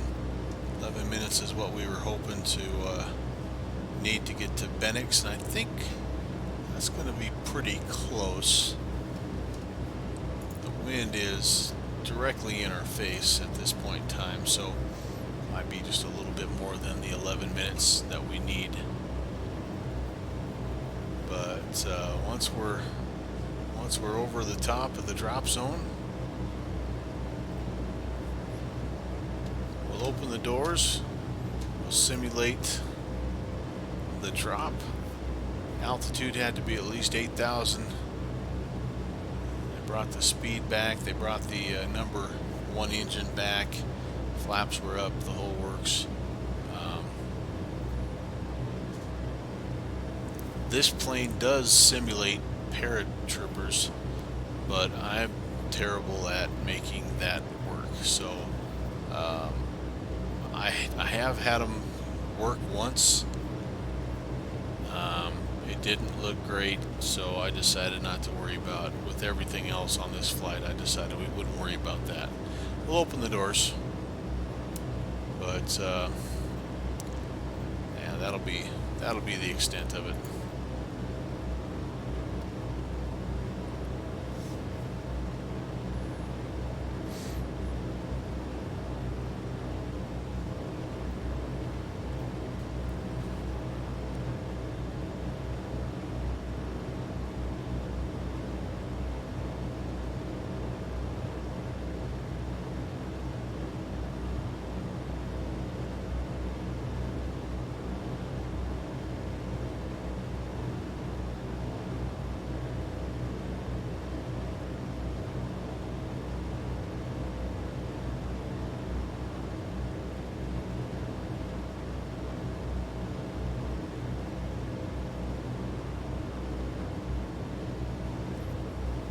So one of the links that I'll provide shows not only the inbound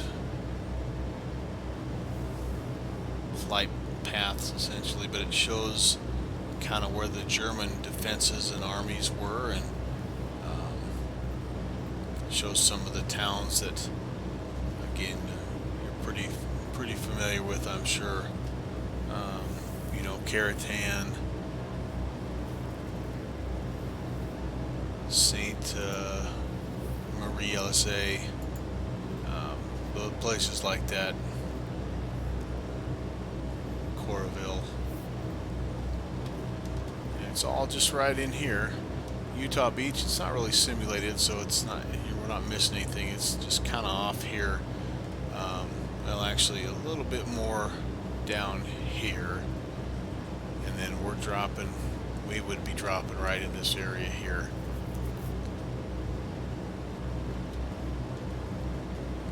I also found kind of a neat National Archives site that has all kinds of D-Day records. It has a copy of the Dwight Eisenhower letter that he wrote to all the D-Day troops before they went in. There's apparently even an in case of failure message that he had ready just in case. But I mean, invasion planning documents, you know, reports, communication, correspondence, people that got awards, commissions, things like that. It's all there for you guys that like that kind of stuff. It'll be waiting for you.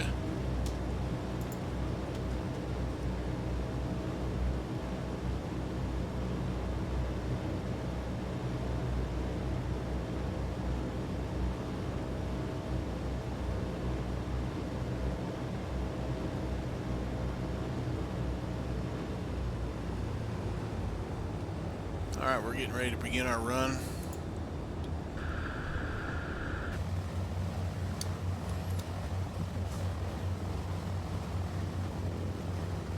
Paratrooper door is open.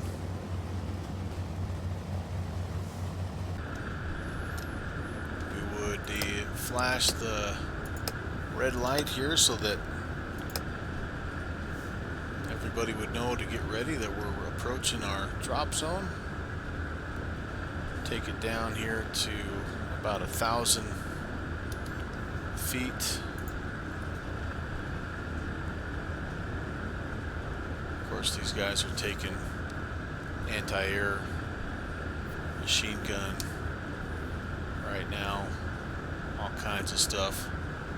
Some of these stories that I came across were just unbelievable. One of the aircraft had over 200 holes in the aircraft and didn't hit a single soldier, didn't hit a single thing in the engines. The only thing it did is it knocked out the mags, so when they landed they had a hard time shutting the engines off. But that was a pretty amazing story. That's one of the guys that actually, I've got a video of him flying. He's 90 something, of course, and he's flying one of the restored C-47s and telling stories like that. Pretty incredible. Alright, we're down to our jump altitude. Give them get ready light. My navigator would be looking at his charts, looking at the terrain as best he could in the middle of the night. Of course, we'd be pulling back that we don't want to kill it. We'd be pulling back that #1 engine and increasing the #2 so we could hold our altitude. And I think this little flat spot looks like a good spot, so we would be giving them the green light right now. Go, go, go, go, go. Out they would come, one after the next. 24, I think, in all.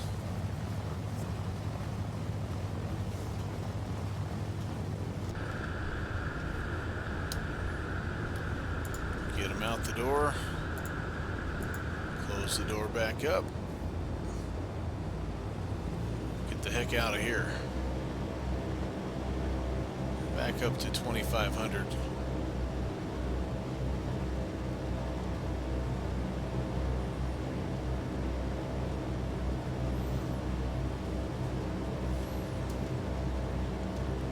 Pretty close to Benix, I think. It was about 10 minutes. So I think we're ready to track. Looks like the weather's starting to let up a little bit. Turn roughly 119er.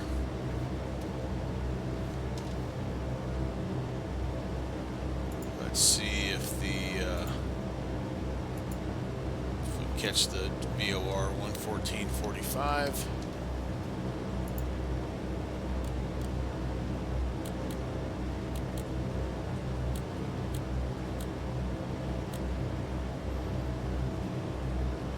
And that's a big NO. So we will just kind of track, maybe just a hair. It's over here a little bit more. We might have been a little early with the return, so we're gonna use we're gonna test our dead reckoning skills here for sure.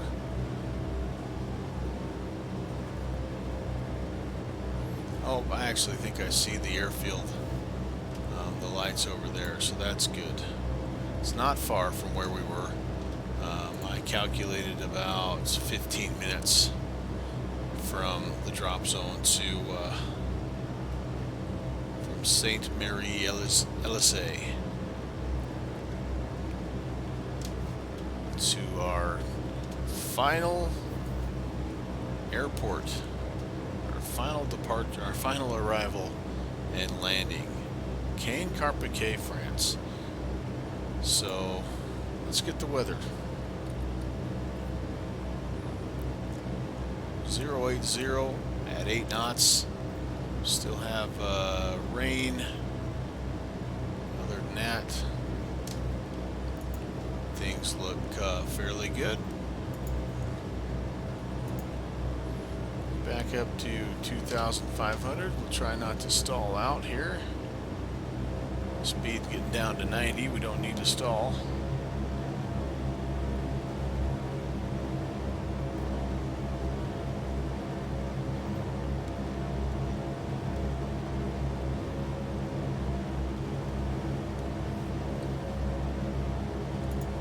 comes down here, it builds some airspeed back up. We do have a fairly strong headwind still, 22 knot headwind. So that's making life that much more challenging.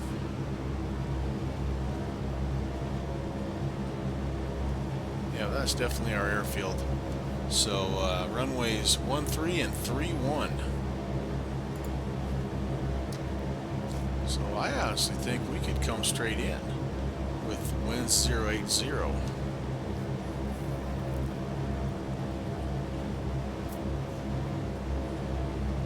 going to be kind of off our kind of a crossing wind either way. Yeah, you know what? I think we'll do that. Let's turn the autopilot off. Let's just see if we can bring this baby in. Might have to make one pass over top just to get my bearings. All my practice flights I actually was able to fly left traffic and land on runway 31, but the wind just a little different today. So let's see how we do. We're awful high right now. But I think if we just kind of enter in a right base here, we'll be okay.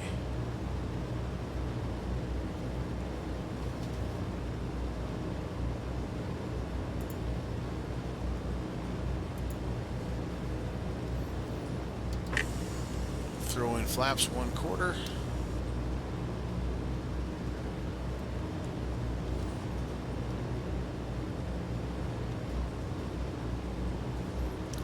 NDB or anything to tune in here, do I?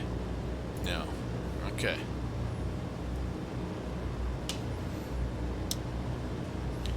Oh yeah, we're super high. Super high. Tell you what, we are going to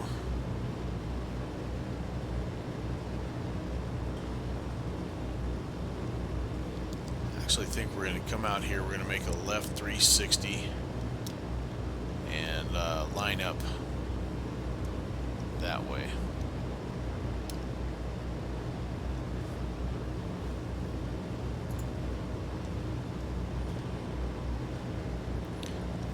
You know what, as I look at that, that's not our airport. Okay. Flaps up, that is not our airport.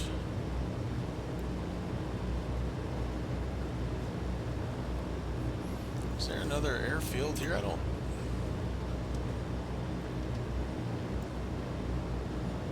remember there being one here, but that is definitely not Carpiquet.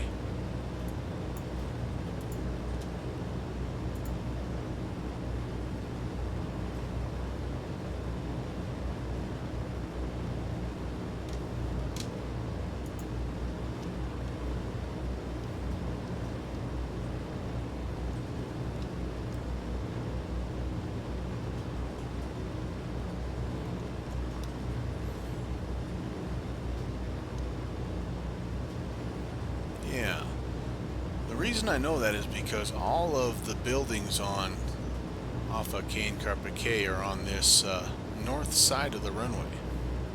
So I'm not sure what airfield that is. That's really strange. Okay, well, we'll continue to follow the coastline because that's essentially the direction we need to follow.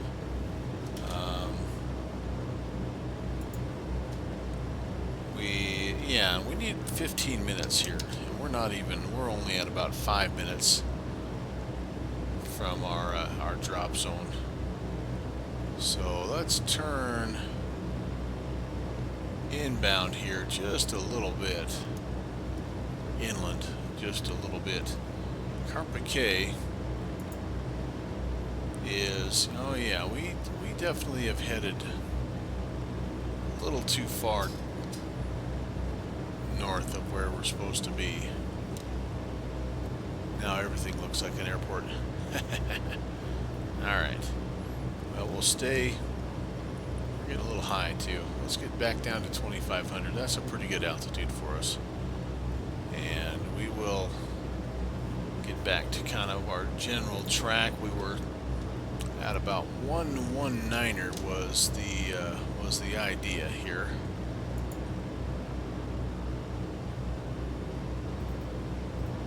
We're a little too, went quite a ways north, so we'll kind of compensate for that, almost like we're trying to pick up the VOR again, try to intercept it. We'll fly about 150, see if we can't see something. Yeah, it should be kind of in this area here. It's just a little bit inland, and you can just use that coastline to kind of guide you.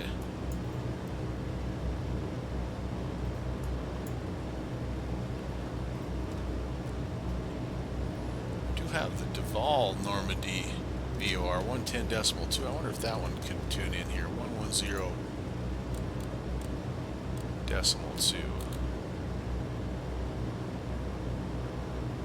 2. Okay, so that one's past where we need to go. So, alright,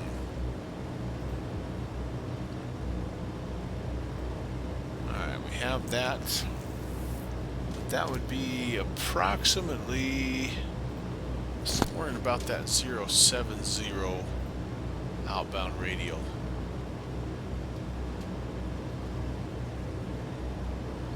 It's kind of where we'd want to be. So we're maybe just a hair right of course right now. I'm just estimating based off of what I'm looking at here. Carpiquet again. 114.45, but it's not currently functional.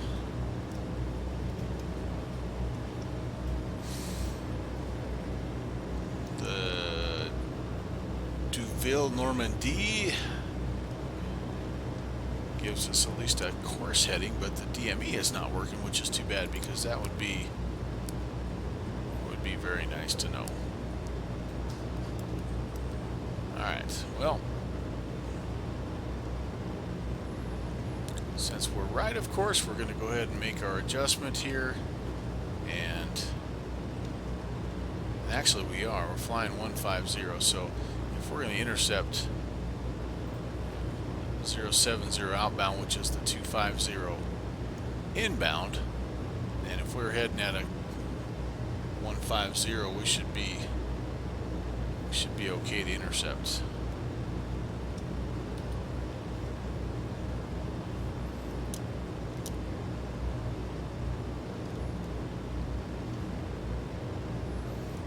All this way, 6 legs.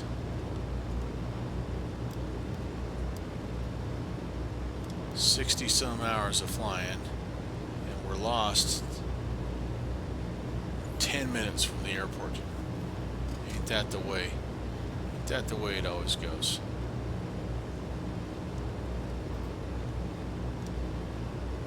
A rogue airport. Jumping up and causing us problems. That's okay.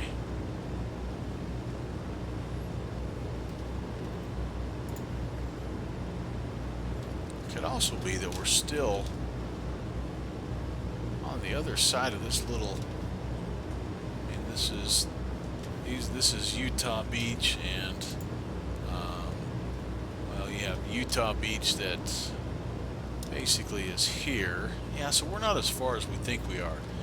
This is kind of Omaha Beach, then Gold and Juneau, and then Sword is kind of the last one here that goes inland, and then on the other side is where the land, the Caen River, comes in through here. So we're actually we're not near as far as we thought we were. So that's a good sign. We are still climbing, which is not good. We need to get ourselves back down to 2,500, so we have half a chance at making an inbound runway 13 approach. That was the other thing about that other airport, is that it was pretty clear that that approach course was not going to be 13. So that's a dead giveaway. So a little bit of me being overly anxious to put the finishing touches on our blue spruce route. But we'll make that correction again. We will continue to try to track back to the north so that we can somewhat intercept this. This is the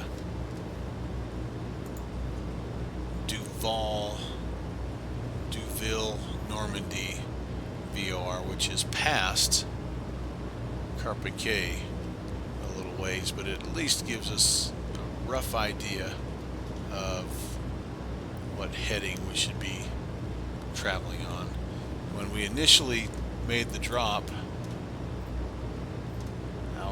our heading was supposed to be 119er, and so we went north. So we've kind of tried to compensate that for just a little bit here, but it might be time to get back on that 119er. I mean, we're close to it right now.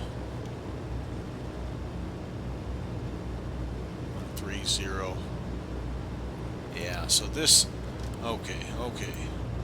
Yeah, this is definitely Juno and Sword in here, Juno kind of right in here. And then there's that little inlet, that little bay right there that, yeah, okay, so we're across the way here. Yeah, we're only 7 minutes, I guess. We still have 8 minutes to go, so yeah, I don't know what I was thinking. That was way too soon for Carpiquet.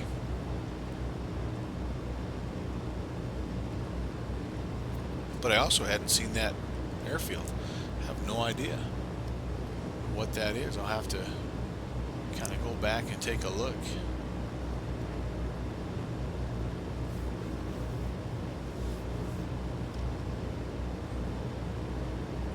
Trying to descend here slowly, 500 feet a minute. We're hand flying it now.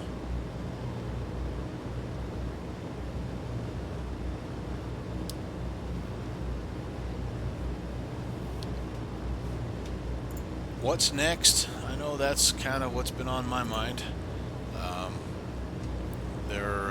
There are a group of these planes that will be actually heading to Berlin to simulate the Berlin airlift. I think that's coming up kind of next weekish. I have to check it out and see. But that's something I'd like to do. There's actually a route for sim pilots that you can fly. You can request from German controllers, and they'll clear you for that. That sounds kind of fun. I'd like to do that. I haven't done that before.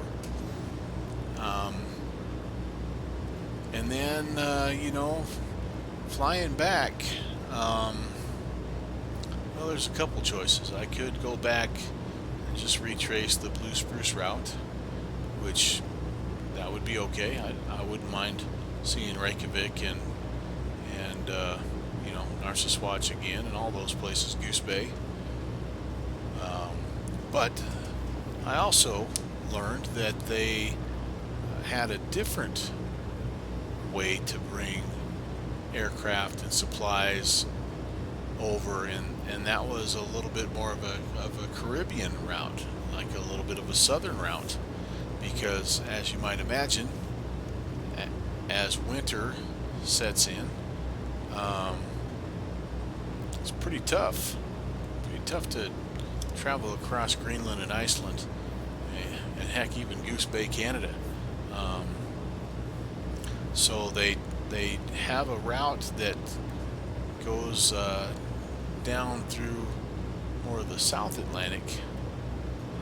That might be fun to fly in reverse. That might be a fun way to go back home. But actually, you travel down through Africa and then out west, and maybe we can practice a little bit of our oceanic knowledge, catch some trade winds, and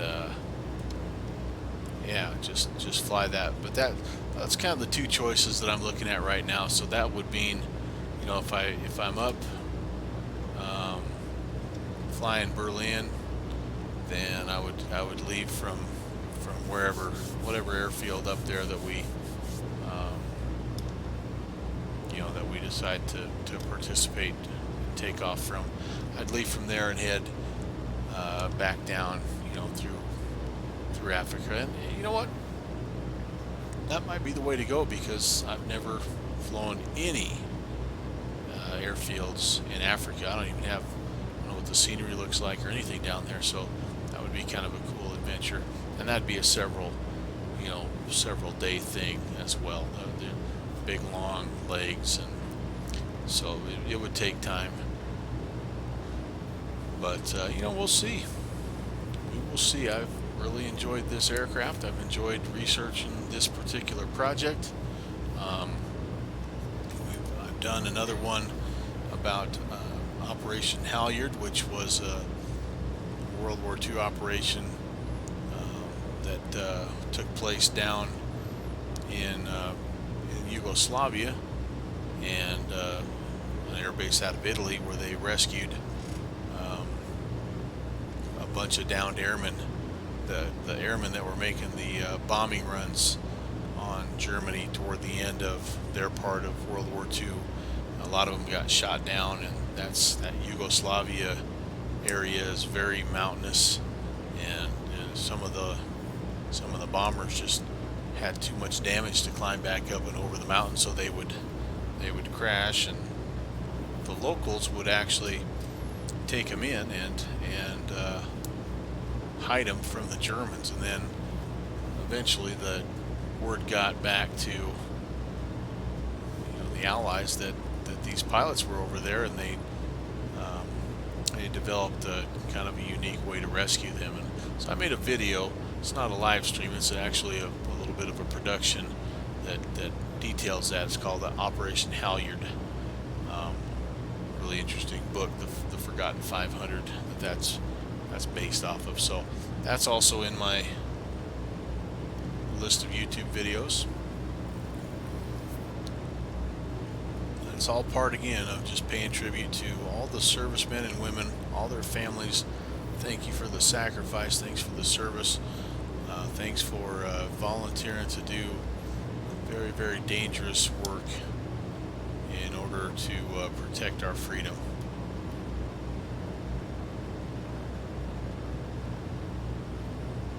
All right, there's about 14 minutes.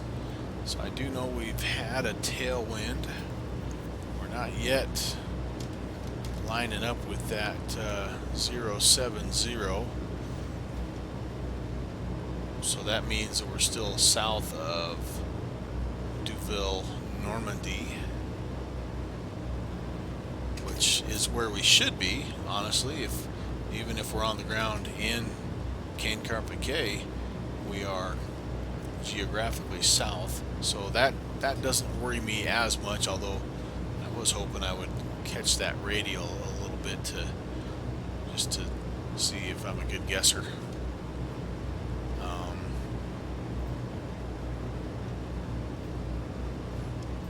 We're still not. I mean, we should have been, like I say, on that 119er. So we could even, I think, turn a little bit more. Try to get ourselves closer to that 119er.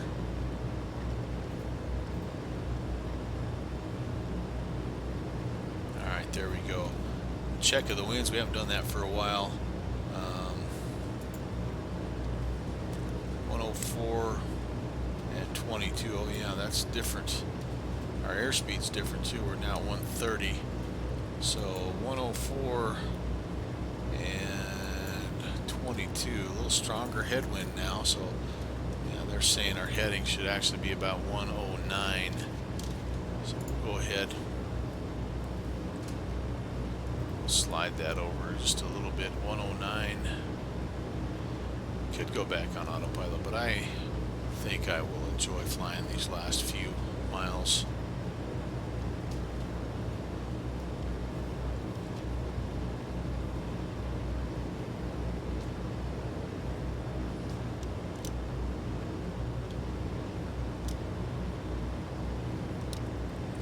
could be something.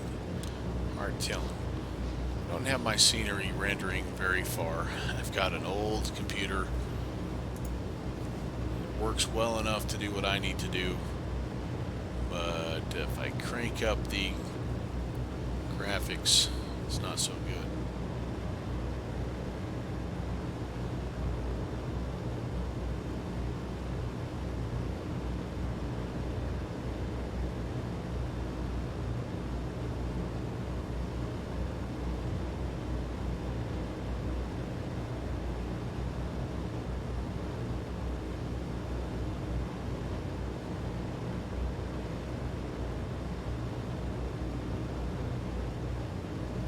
The problem with hand flying is I have a tendency to drift without realizing.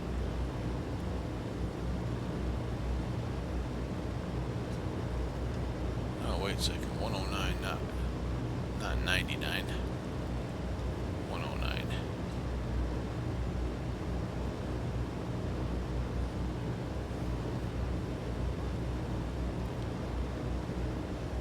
Past the thunderstorms at least. We're also past our time, where we should start to see the airfield.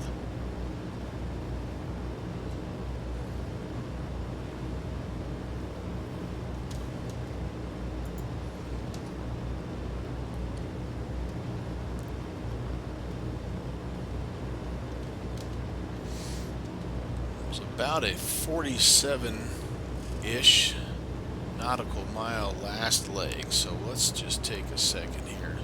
So let's just round. Let's say we dropped early, because I do think we maybe dropped just a little early. So let's just say it's 50 nautical miles from the drop zone to Carpiquet.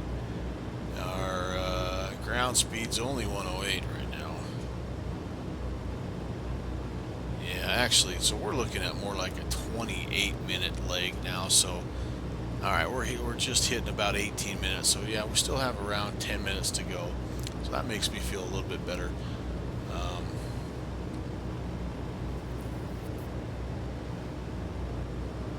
And we're passing by those landmarks. It also makes you feel better when you see those things. Better not lose sight of. Fuel looks good. All my temps look good. Pressures are looking good.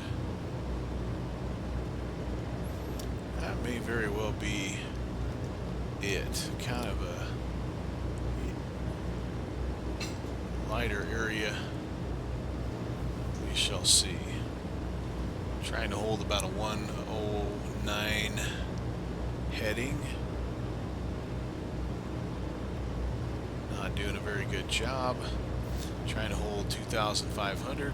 Not doing a very good job.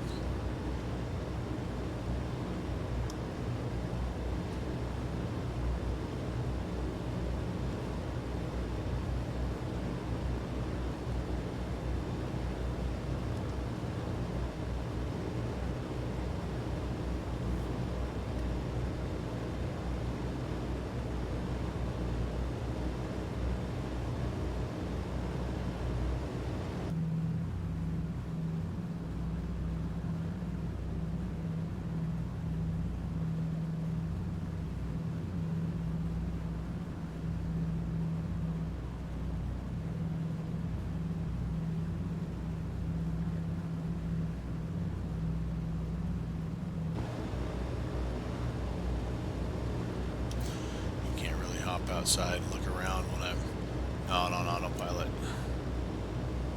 Okay. Focus.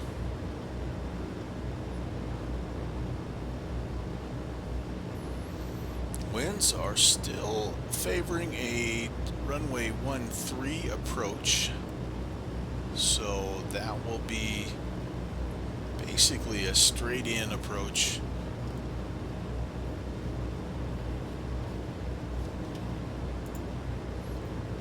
Don't believe there is any kind of ILS frequency that I can tune into. No.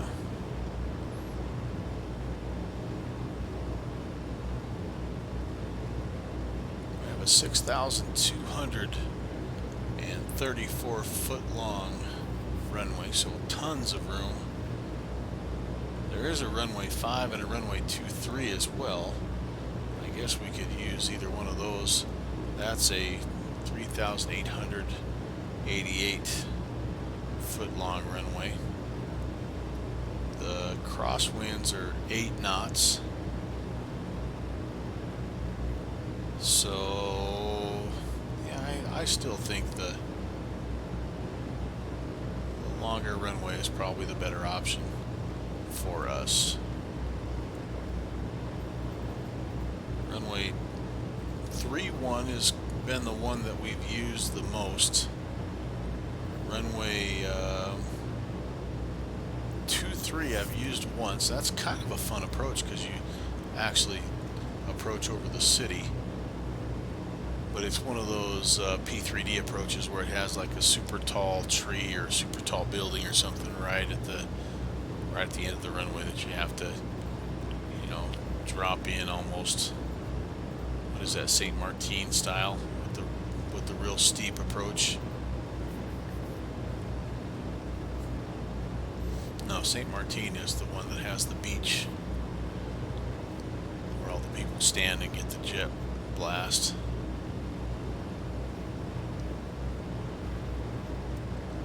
Alright, back down to 2,500. Oh wait a second, boys and girls. I see an airfield. Let's make our turn. Let's go check things out.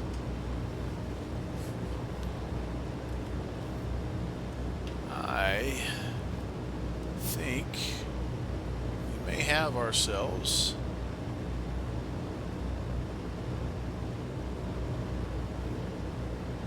potentially the airfield we're looking for.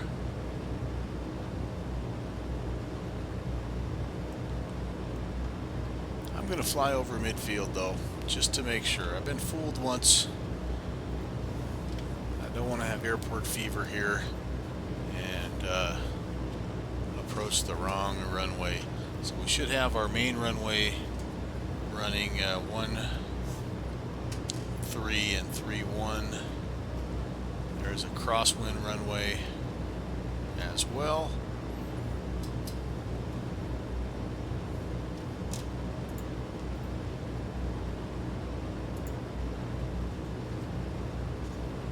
And the ramp area, parking, all that stuff should be on the northern side of the runway, which would be to our left. If all those things look good, I think we found our correct airport. There's the city. Like I say, when you come around to runway 25, you actually come over the city and land kind of this way. Yeah, I'm feeling pretty good. I think what we'll do is fly over the top. Elevation's 256 feet, so let's get down to 1,256 feet. Let's get to pattern altitude. We'll fly over midfield. We will enter right traffic, come all the way back around, and land on runway 13. Yep, feeling good about this, folks. I think we actually have found our correct airport. Thank goodness.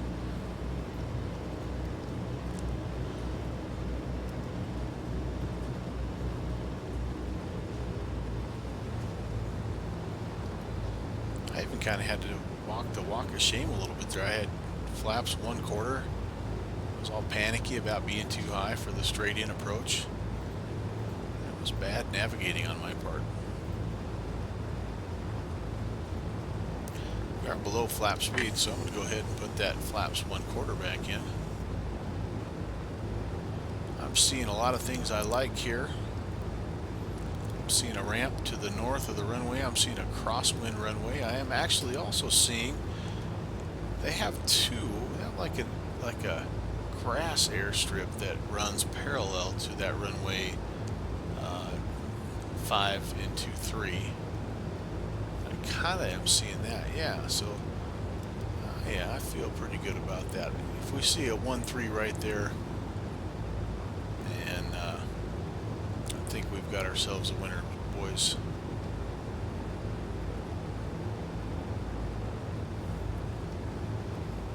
Haha, okay. Okay. So,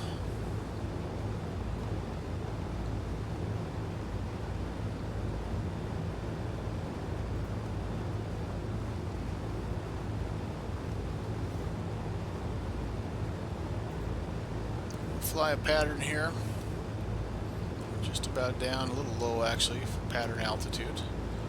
But we will fly one right-hand traffic pattern. We'll be noise sensitive. We won't go over the neighborhoods here. The beautiful city of Caen, Carpiquet.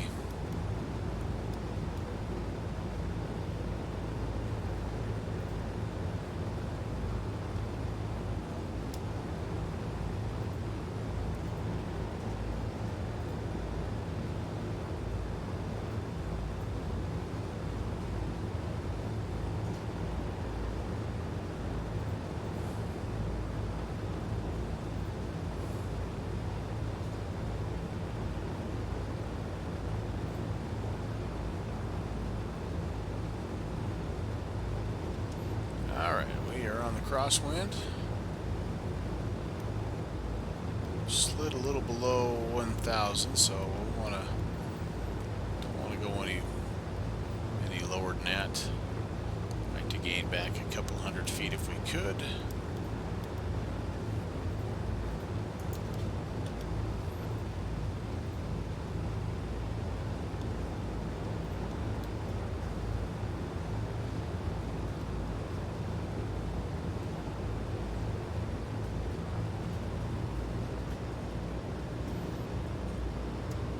Ourselves a little bit of throttle here. We don't need to get super slow, super quick. All right, let's turn downwind.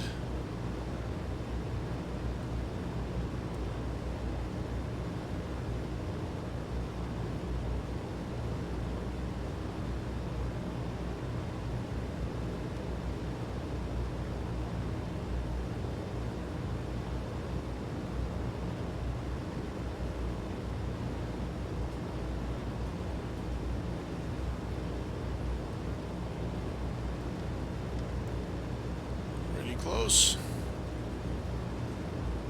Maybe a little too far.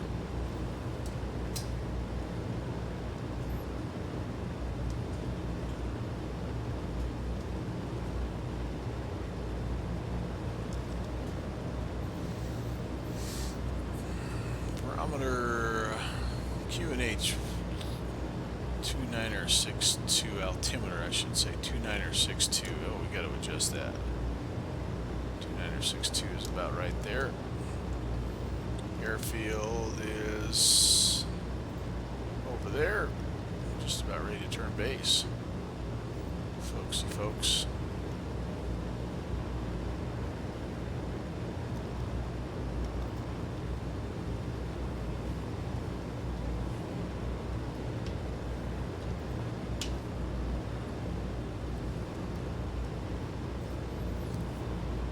Wonderful aircraft.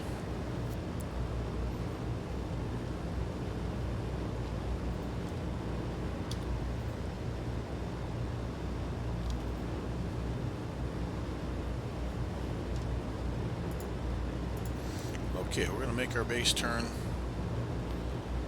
for runway 13 at Carpiquet, France. Final destination on the blue Spruce route. What a cool experience this has been.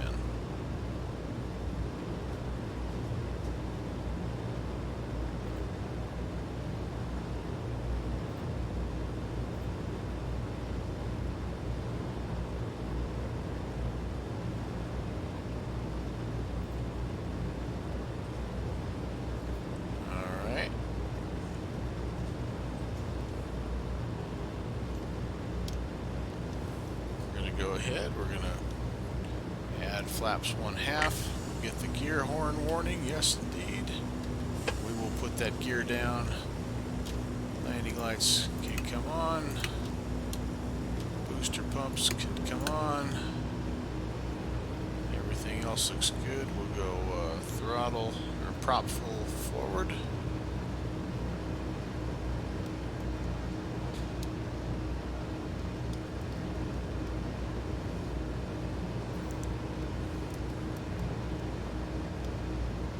See if we can get this thing turned for home.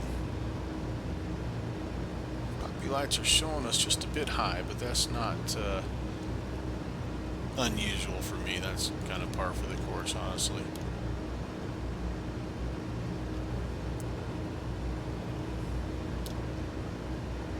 Alright, let's make our turn to final. Whiskey 7 Bravo turning final 1-3 Carpiquet.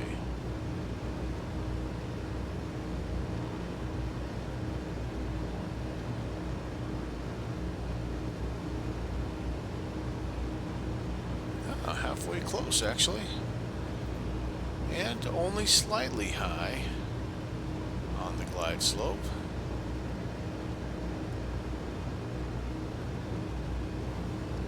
If we go missed, I think we'll just go runway heading. We'll climb to 2,500, flaps 3/4, and we'll probably just fly us another right-hand traffic pattern. Actually, so what we'll probably do is climb to 1,500, but we're not going to go missed.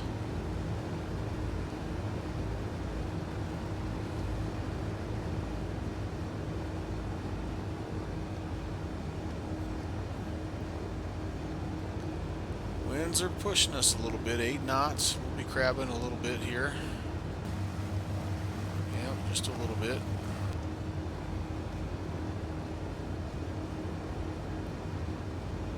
Speed looks good.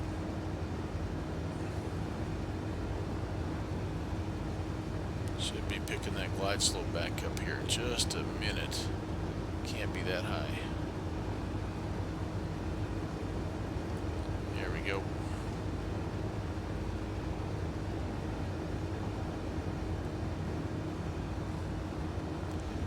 Flaps full.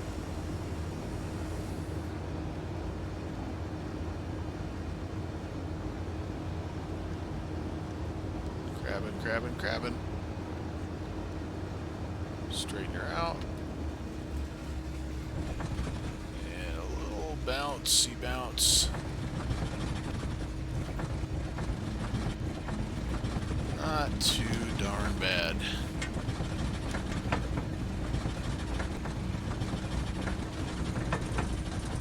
Welcome to Caen, Carpiquet.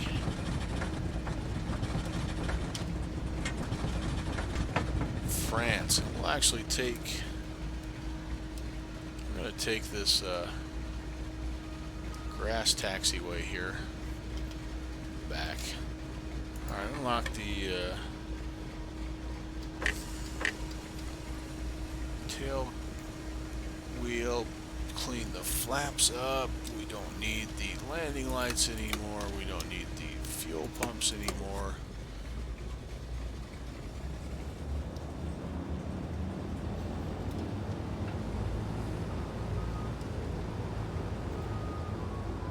Bring her in, like I say, on this. So here's the grass runway I was telling you about. Yeah, it's decommissioned now.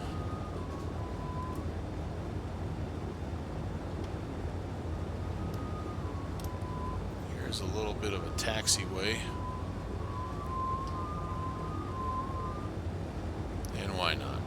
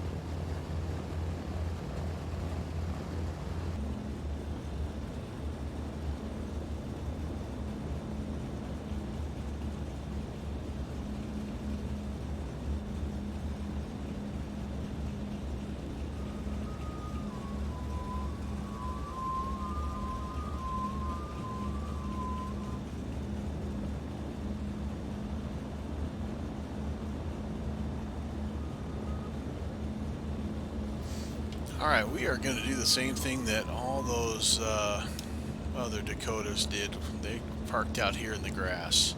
So we're going to find our spot amongst all these Cessnas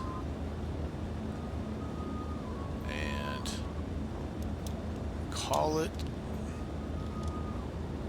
a successful mission. Operation Varsity.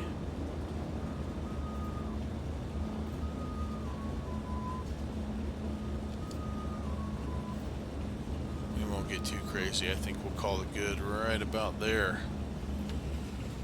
Brakes are set.